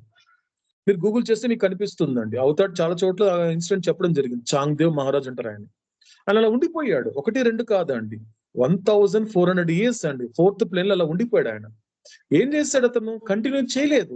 బిగిన్ చేసిన చోట అలా ఉండిపోయాడు. కంటిన్యూ చేయలేకపోయాడు కాబట్టి గమ్యానికి చేరుకోలేకపోయాడు. కాబట్టి ఆ టైంలో వచ్చినటువంటి 4 సద్గురులు, ఒకే తల్లి కడుపున పుట్టినటువంటి 4 సద్గురులు, నభూతో నా భవిష్యత్తు, ఇది ఇంతకు ముందు జరగలేదు, ముందు కూడా జరగదని చెప్పాడు అవుతాడు. ఒకే తల్లి కడుపున 4 సద్గురులు పుట్టడం అనేది అది ఆహా అనిపిస్తుందండి. లోకానికి తెలియని గొప్ప విషయాలు అవన్నీ కూడా. ఒకే తల్లి కడుపున 4 సద్గురులు పుట్టారండి.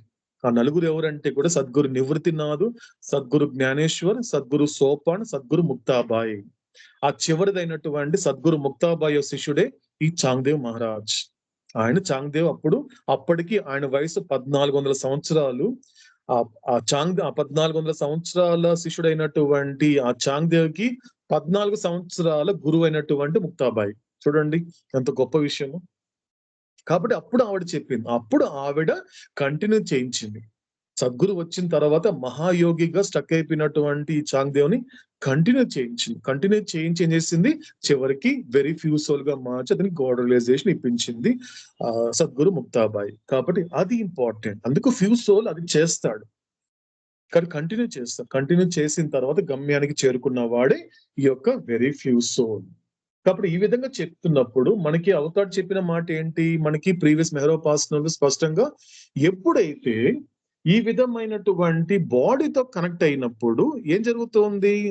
ఉన్నటువంటి స్పిరిచువల్ గా అతడికి ఉన్న నష్టం ఏంటి అంటే, ఎప్పుడైతే ఈ యొక్క స్థూల శరీరం మాత్ర స్పృహ ఉన్నప్పుడు, ఈ స్థూల శరీరం యొక్క ఎరుక ఉన్నప్పుడు అతడు తన యొక్క సూక్ష్మ శరీరం యొక్క ఎరుక అతడికి తన మానసిక శరీరం యొక్క ఎరుక ఉండదు. అదే విధంగా అతడికి తన యొక్క ఆత్మ యొక్క ఎరుక కూడా ఉండదు అని ఇక్కడ అవతారుడు స్పష్టంగా చేస్తున్నాడు. వచ్చేటువంటి ఆధ్యాత్మిక నష్టపోవడం అనేది ఎలా జరుగుతుందో అవతారు చాలా స్పష్టంగా చెప్తున్నాడు.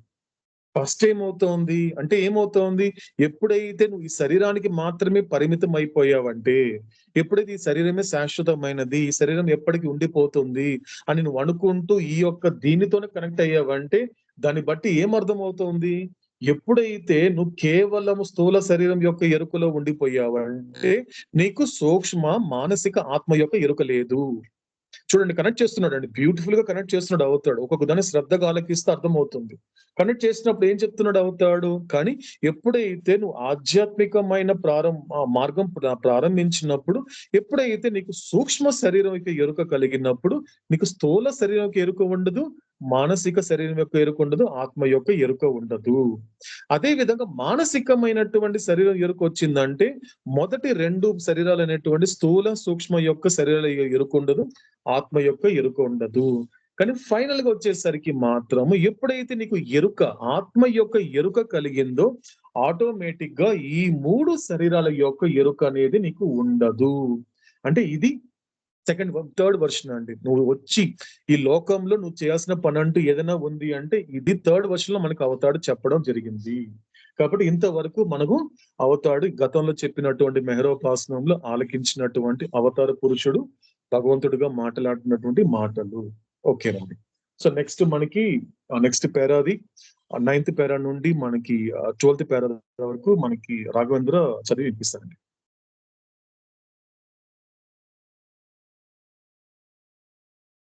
प्रीतम अवतार मेहर बाबा की जय. The soul that has experience of the gross world does not have experience of the subtle world, nor experience of the mental world, nor does it have experience of the oversoul. స్థూల ప్రపంచం యొక్క అనుభవం గల ఆత్మ సూక్ష్మ ప్రపంచం యొక్క అనుభవాన్ని, మానసిక ప్రపంచం యొక్క అనుభవాన్ని, పరమాత్మ యొక్క అనుభవాన్ని కలిగి ఉండదు. The soul that has experience of the subtle world does not experience the gross world, nor does it have experience of the mental world, nor does it have experience of the oversoul. సూక్ష్మ ప్రపంచం యొక్క అనుభవం గల ఆత్మ స్థూల ప్రపంచం యొక్క అనుభవాన్ని, మానసిక ప్రపంచం యొక్క అనుభవాన్ని, పరమాత్మ యొక్క అనుభవాన్ని కలిగి ఉండదు.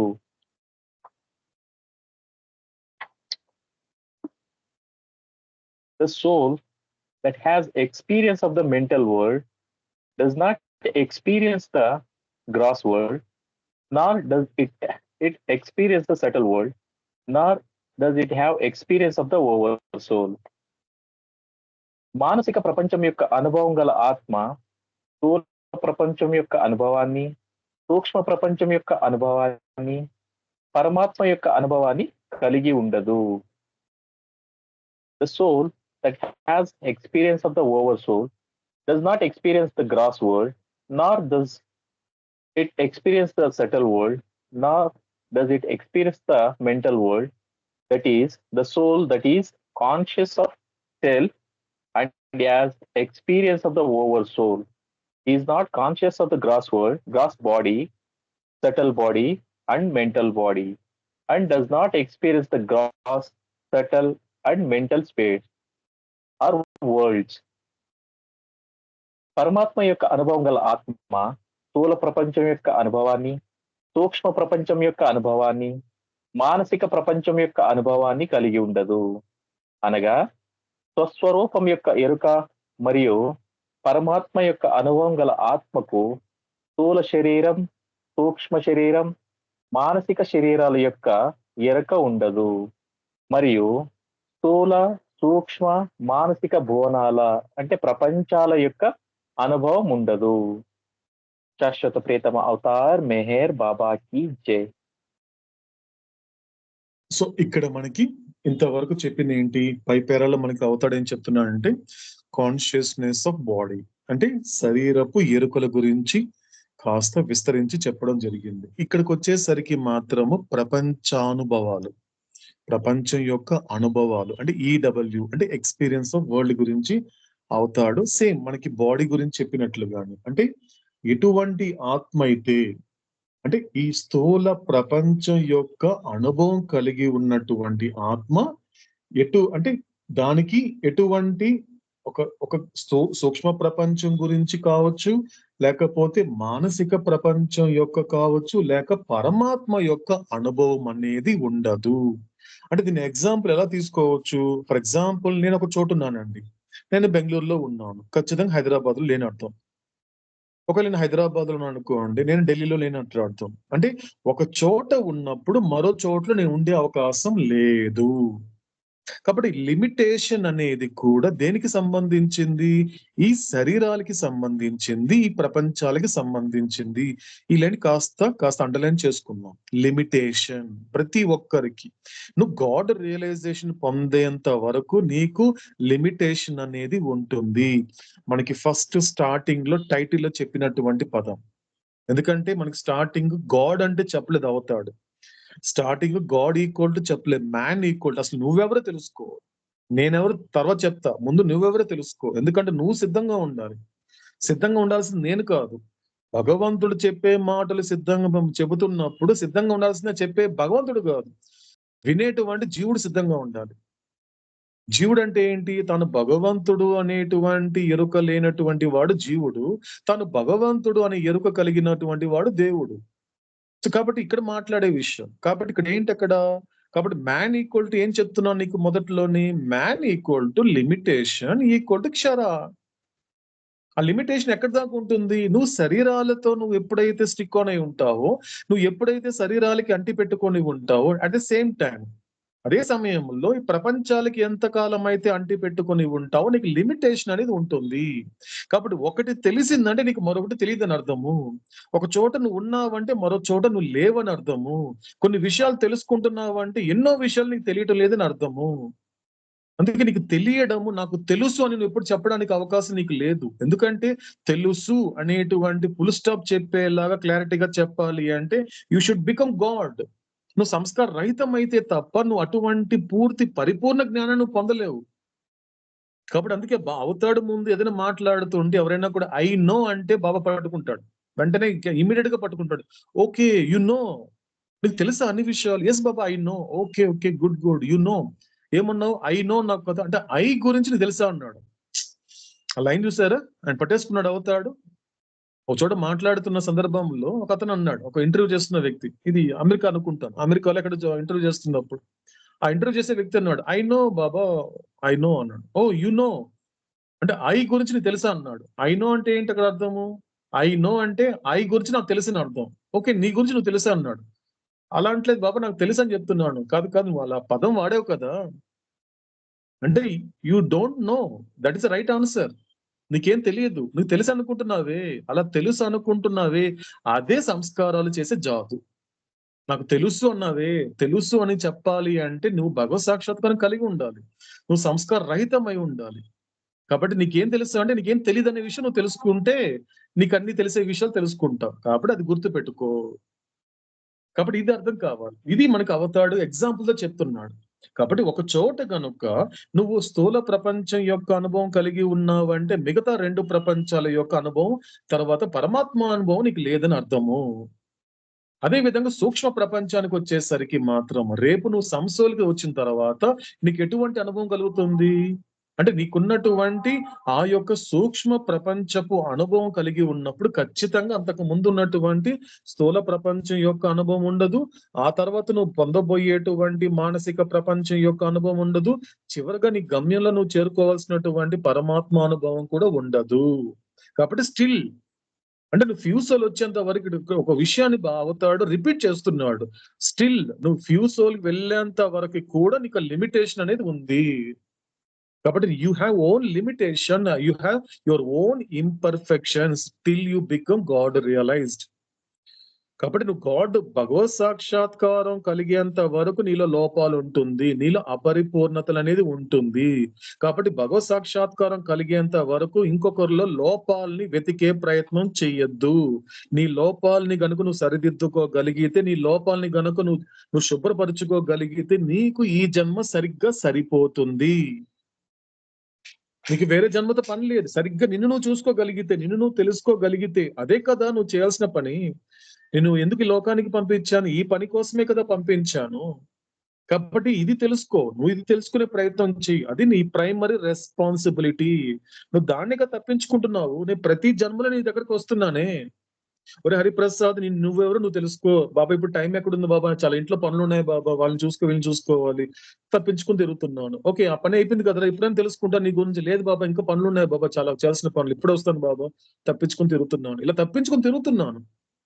అది నాకు అర్థమైన భాష అండి. మై విష్ లో ఆయన మొదటి చెప్పినటువంటి డో నాట్ షిర్క్ యువర్ రెస్పాన్సిబిలిటీ అంటే నాకు అవతారుడు ప్రైమరీ రెస్పాన్సిబిలిటీ, సెకండరీ రెస్పాన్సిబిలిటీ చెప్పాడు అవుతాడు.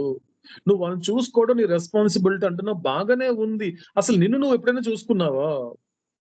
వాళ్ళని చూసుకోవడం నీ బాధ్యత అంటున్నావు, బాగానే ఉందిరా, నేను తప్పంటలేదు. కానీ నిన్ను ఎప్పుడైనా చూసుకున్నావా? నిన్ను నువ్వు ఎప్పుడైనా తెలుసుకున్నావా? వాళ్ళు నువ్వు ఎందుకు చూసుకోవాల్సి వచ్చిందో ఎప్పుడైనా ఆలోచించావా? ఎప్పుడైనా ఆలోచించావా? నువ్వు ఎందుకు వాళ్ళని చూసుకుంటున్నావు? నువ్వే ఎందుకు చూసుకుంటున్నావు వాళ్ళని? ఎప్పుడైనా ఆలోచించావా? వాళ్ళకి నీకు మధ్య ఉండే సంబంధం ఏంటో తెలుసా నీకు? తల్లిదండ్రులు అంటున్నావు, భార్య బిడ్డలు అంటున్నావు. నిజానికి వాళ్ళకి మధ్య నీకున్న సంబంధం ఏంటో తెలుసా? వాళ్ళకి నీకు తల్లిదండ్రులకి ఎలా వచ్చారో తెలుసా? భార్య బిడ్డలకి ఎలా వచ్చారో తెలుసుకుంటే అవి తెలుస్తాయి. కాబట్టి నీ యొక్క ప్రైమరీ రెస్పాన్సిబిలిటీ అంటే you should know who are you. నువ్వెవరో తెలుసుకోవాలి. నువ్వెవరో తెలుసుకున్న తర్వాత అప్పుడు వచ్చేది, అప్పుడు నీకు ఈజీగా క్లారిటీ వస్తుంది. అప్పుడు నువ్వు భారంగా అనవు. వాళ్ళు చూసుకోవడం నా బాధ్యత అనేది ఎక్కడో ఆ వాయిస్ లో ఎక్కడో చోట బర్డెన్ ఉంటుంది. ఆ మాటలో తెలిసిపోతుంది అంటాడు అవుతాడు.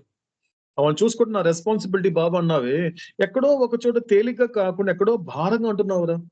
భారంగా అనుభవిస్తున్నట్టున్నావు. అంటే తెలియక ఎక్కడో భారం ఉంది. అబ్బా నేను ఇంకా వాళ్ళు చూసుకోవాలి అని ఎక్కడెక్కడో చోట, అంటే ఎక్కడో చోట నీకు ల్యాక్ ఆఫ్ అవేర్నెస్ అనేది బాగా స్పష్టంగా నాకు కనబడుతుంది అంటాడు అవుతాడు. కాబట్టి నిన్ను నువ్వు తెలుసుకోవాలి. కాబట్టి ఇది ఇంపార్టెంట్. కాబట్టి నీకు లిమిటేషన్ అనేది, కాబట్టి చివరికి ఇక్కడ ఫ్యూచర్కి వచ్చినప్పటికీ కూడా ఏం జరిగింది? ఎవరికైతే ఎటువంటి ఆత్మకైతే మానసిక శరీరం యొక్క మానసిక ప్రపంచం యొక్క అనుభవం ఉన్నప్పుడు అతడికి ఏమవుతోంది? తన యొక్క స్థూల ప్రపంచం యొక్క అనుభవం కావచ్చు, సూక్ష్మ ప్రపంచం యొక్క అనుభవం కావచ్చు, పరమాత్మ యొక్క అనుభవం అనేది ఈ మూడు లేదు. ఒక చోటికి పరిమితం అయిపోయాడు అతను. కాబట్టి ఎప్పుడైతే నువ్వు పరమాత్మ యొక్క అనుభవము అంటే ఏంటి? ఇక్కడ ఇంతకు ముందు మనం చెప్పింది ఏంటి? 3 బ్రిడ్జెస్ దాటుకున్నాడు. అంటే 3 శరీరాల బ్రిడ్జ్ దాటుకొని తాను ఆత్మ అనే యొక్క ఎరుక సాధించాడు. అదొక ఫస్ట్ స్టేజ్. దాని ఫైనల్ స్టేజ్ ఏంటి?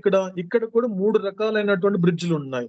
అంటే స్థూల ప్రపంచము, సూక్ష్మ ప్రపంచము, మానసిక ప్రపంచం అనే 3 బ్రిడ్జ్ దాటుకొని ఆ పరమాత్మ అనుభవం కలిగినటువంటి ఆత్మకి ఈ 3 ప్రపంచాలు అనేది ఒక రకంగా చెప్పాలంటే శ్మశానాలే.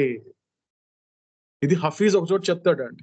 నాకు ఎలా కనిపిస్తోంది? నా గురువు నాకు భగవత్ సాక్షాత్కారం ఇచ్చినప్పుడు ఇంతవరకు నాకు ఊర్లుగా కనబడినటువంటి అదే ఊర్లు నాకు ఇప్పుడు శ్మశానంలా కనబడుతోంది. ఎందుకంటే ఎటువంటి జడమైనటువంటిది అది నా విషయంలో దేర్ ఇస్ నో ఎగ్జిస్టెన్స్. నా విషయంలో వాటి యొక్క ఉనికి లేదంటున్నాడు Hafiz. That is the power of God realisation.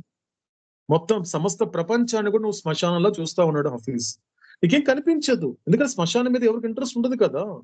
శ్మశానంలో కాసేపు ఉండి వస్తానండి, శ్మశానంలో కాసేపు ఏదైనా లంచ్ చేసి వస్తానండి, శ్మశానంలో కాసేపు పిక్నిక్ వెళ్ళి వస్తానండి, ఎవరు చెప్పరు. Nobody is interesting.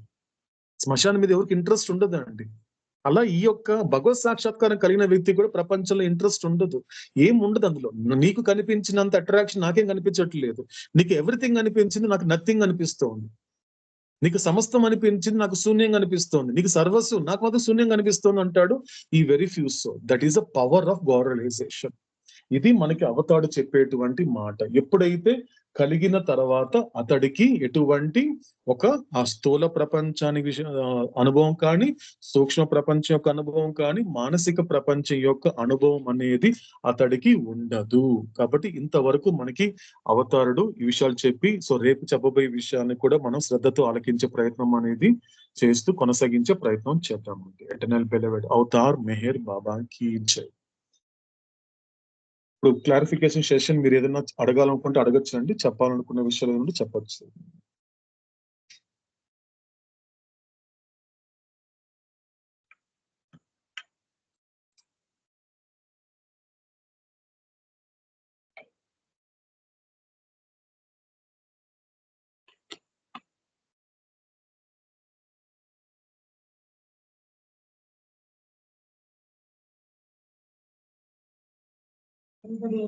ఓకేనండి, సరే, ఎవరికి డౌట్ లేదు కాబట్టి సో రైట్ అండి. అయితే మనకి అరుణ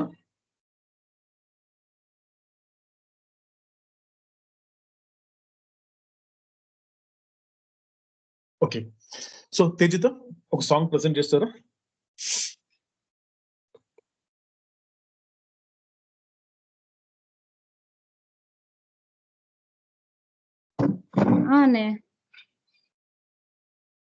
హలో తేజిత చేస్తారా? చేస్తున్నాను.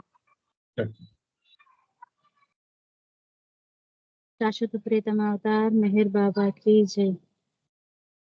మానవ జీవితము ఉద్దుదము, ఈ నర జన్మము నాటకము, ఈ నర జన్మము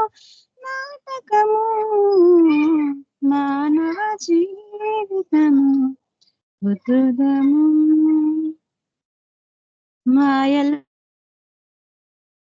మాయలోనే పెరిగి మాయనే ఎరుగరు ఈ మందమతులు. మాయలోనే పుట్టి మాయలోనే పెరిగి మాయనే ఎరుగరు ఈ మందమతులు.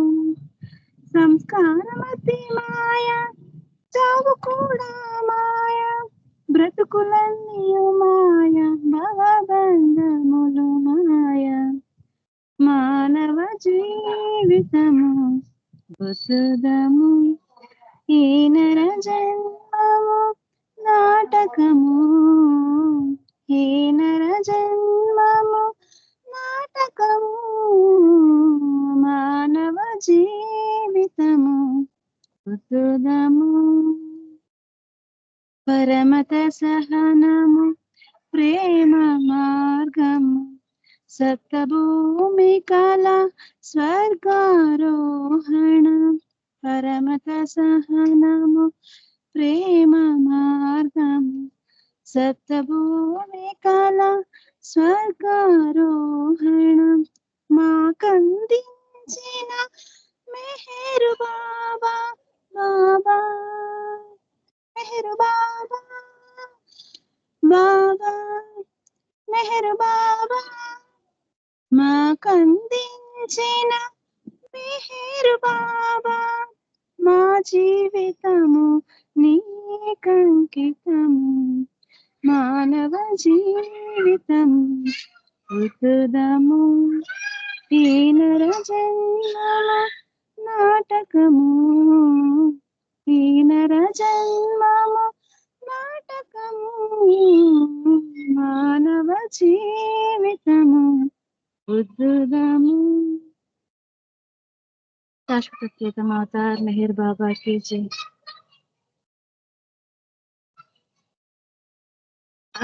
ఇక్కడ మనకి అవతార్ పురుషుడు చెప్తుంటది, ఎప్పుడూ చెప్తూనే ఉంటాడు కదా, ఈ భ్రాంతి అనేది మానవ జీవితం అనేది భ్రాంతిమయ జీవితము.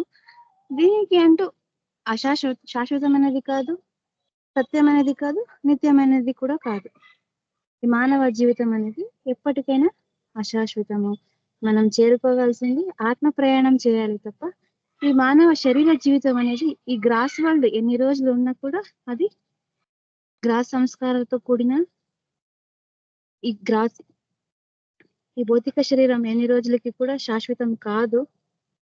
మాయలోనే జన్మిస్తుంది, మాయలోనే అది మరణిస్తుంది ఈ శరీరం. కానీ ఆత్మ పరమాత్మ నుండి వచ్చిన ఆత్మ మళ్ళీ పరమాత్మలోకి చేరుకునేదాకా శరీరాలు వేరే అయిండొచ్చు మనకు, కాకపోతే ఆత్మ అనేది ఒకటే ఉంటుంది. ద్వంద్వాలుగా ఉండేది శరీరాలు, రియాలిటీ ఉంటుంది శరీరం తీసుకుంటే, కానీ ఆత్మలో మనకి ఒకటే ఉంటది. మనకి మళ్ళీ సెకండ్ పేరా వస్తే పరమత సహనము అంటే, సహనం అనేది ఎలా ఉండాలి అంటే భగవంతుని మీద మనకి ఎగ్జాంపుల్ తీసుకోవాలంటే శబరిని తీసుకోవచ్చు. శబరికి ఉన్నటువంటి సహనం మనకు ఉండేది ఓర్పు అనుకోవచ్చు అంతే. మనం మాట్లాడుకోవాల్సింది మనకి దీనికి మన ఓర్పు అంతే. బట్ సహనం అంటే శబరికి ఉండేటువంటి సహనం అనేది మనకు ఉండాలి. ఎంతవరకు అంటే సప్తభూమికలు దాటేంత వరకు, మనకి ఆ సప్తభూమికలు దాటి మనం భగవంతుడు అయ్యేంత వరకు, భగవంతుడయి భగవంతునిలుగా జీవించే అటువంటి అయ్యేంత వరకు మనకు సహనం ఉండాలి అని బాబా చెప్తున్నాడు. ఈ పాట గురించి నాకేం తెలుస్తుంది. Thank you. జై బాబా. అవతార్ మెహర్ బాబాకి జై.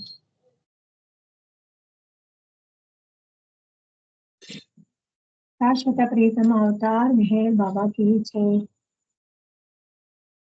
ఓం పరబ్రహ్మ పరమాత్మ అవతార్ మెహర్ బాబా की जय. ఓం పరబ్రహ్మ పరమాత్మ అవతార్ మెహర్ బాబా की जय. ఓం పరబ్రహ్మ పరమాత్మ అవతార్ మెహర్ బాబా की जय. ओम परब्रह्म परमात्मा अवतार मेहर बाबा की जय। ओम परब्रह्म परमात्मा अवतार मेहर बाबा की जय। ओम परब्रह्म परमात्मा अवतार मेहर बाबा की जय। ओम परब्रह्म परमात्मा अवतार मेहर बाबा की जय। ओम परब्रह्म परमात्मा अवतार मेहर बाबा की जय। ओम परब्रह्म परमात्मा अवतार मेहर बाबा की जय। ओम परब्रह्म परमात्मा अवतार मेहर बाबा की जय। ओम परब्रह्म परमात्मा अवतार मेहर बाबा की जय। ओम परब्रह्म परमात्मा अवतार मेहर बाबा की जय। ओम परब्रह्म परमात्मा अवतार मेहर बाबा की जय। ओम परब्रह्म परमात्मा अवतार मेहर बाबा की जय। ओम परब्रह्म परमात्मा अवतार मेहर बाबा की जय। ओम परब्रह्म परमात्मा अवतार मेहर बाबा की जय। ओम परब्रह्म परमात्मा अवतार मेहर बाबा की जय। ओम परब्रह्म परमात्मा अवतार मेहर बाबा की जय। ओम परब्रह्म परमात्मा अवतार मेहर बाबा की जय। ओम परब्रह्म परमात्मा अवतार मेहर बाबा की जय। ओम परब्रह्म परमात्मा अवतार मेहर बाबा की जय। ओम परब्रह्म परमात्मा अवतार मेहर बाबा की जय। ओम परब्रह्म परमात्मा अवतार मेहर बाबा की जय। ओम परब्रह्म परमात्मा अवतार मेहर बाबा की जय। ओम परब्रह्म परमात्मा अवतार मेहर बाबा की जय। ओम परब्रह्म परमात्मा अवतार मेहर बाबा की जय। ओम परब्रह्म परमात्मा अवतार मेहर बाबा की जय। ओम परब्रह्म परमात्मा अवतार मेहर बाबा की जय। ओम परब्रह्म परमात्मा अवतार मेहर बाबा की जय। ओम परब्रह्म परमात्मा अवतार मेहर बाबा की जय। ओम परब्रह्म परमात्मा अवतार मेहर बाबा की जय। ओम परब्रह्म परमात्मा अवतार मेहर बाबा की जय। ओम परब्रह्म परमात्मा अवतार मेहर बाबा की जय। शाश्वत प्रीतम अवतार मेहर बाबा की जय।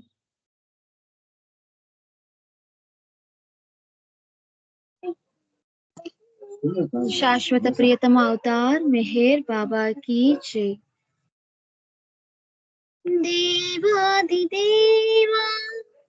ప్రేమ స్వభావ ప్రేమో మెహరు బాబా ప్రియతమా మనసు హారతిదే ప్రియతమా మనసు హారతిదే దేవాది దేవా ప్రేమ స్వభావ ప్రేమో మెహరు బాబా ప్రియతమా మనసు హారతిదే ప్రియతమా మనసు హారతిదే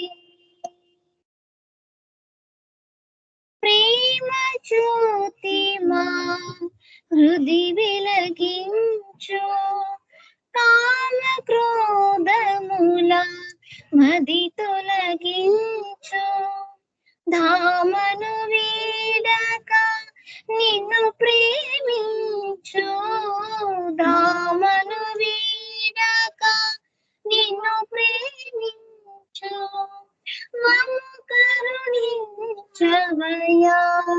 ప్రియతమా మనసు హారతిదే ప్రియతమా మనసు హారతిదే నీ దివ్య నామమే హృదిని స్మరించు నీ దివ్య రూపమే హృది తిలకించు నీ దివ్య పదములే ఆరాధించు నీ దివ్య పదములే ఆరాధించు మమ్ము కరుణించవయ్యా ప్రియతమా మనసు హారతిదే ప్రియతమా మనసు హారతిదే అహంకారము హారతి కాగా అహంకారము హారతి కాగా ఇహమే పరమై ప్రకాశించగా ఇహమే పరమై ప్రకాశించగా పాహి శిరెను సాయోచ్యము పొందగా పాహి శిరెను సాయోచ్యము పొందగా మమ్ము కరుణించవయ్యా ప్రియతమా మనసు హారతిదే ప్రియతమా మనసు హారతిదే దేవాది దేవా ప్రేమ స్వభావ ప్రేమో మెహరు బాబా ప్రియతమా మనసు హారతిదే ప్రియతమా మనసు హారతిదే శాశ్వత ప్రియతమ అవతార్ మెహర్ బాబా కీ జై. ఇప్పుడు 2 నిమిషాల పాటు నిశ్శబ్దం పాటిద్దాము. శాశ్వత ప్రీతమ అవతార్ మెహర్ బాబా కీ జై.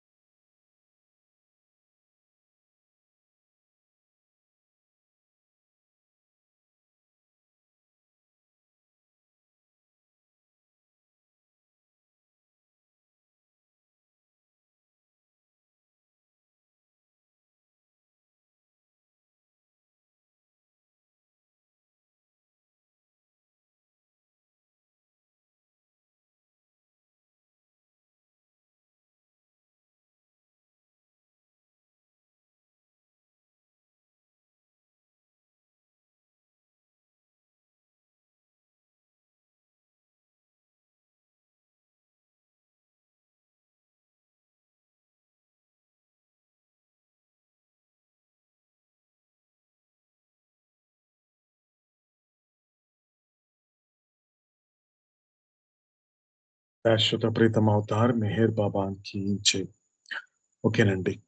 సో రేపటి మెహరోపాసనంలో అవతాడు చెప్పేటువంటి మిగతా మాటల్ని శ్రద్ధతో ఆలకించే ప్రయత్నం చేద్దామండి. సో రేపటి మెహరోపాసనం తిరిగి కలుసుకునేంత వరకు ఓ అవతార పురుషుడా, లోకమును కాకుండా నిన్ను అర్థం చేసుకునేలా, లోక సంకల్పము కాకుండా నీ సంకల్పమును అర్థం చేసుకునేలా నన్ను మలచు. శాశ్వత ప్రియతమ అవతార్ మెహర్ బాబా కి జై.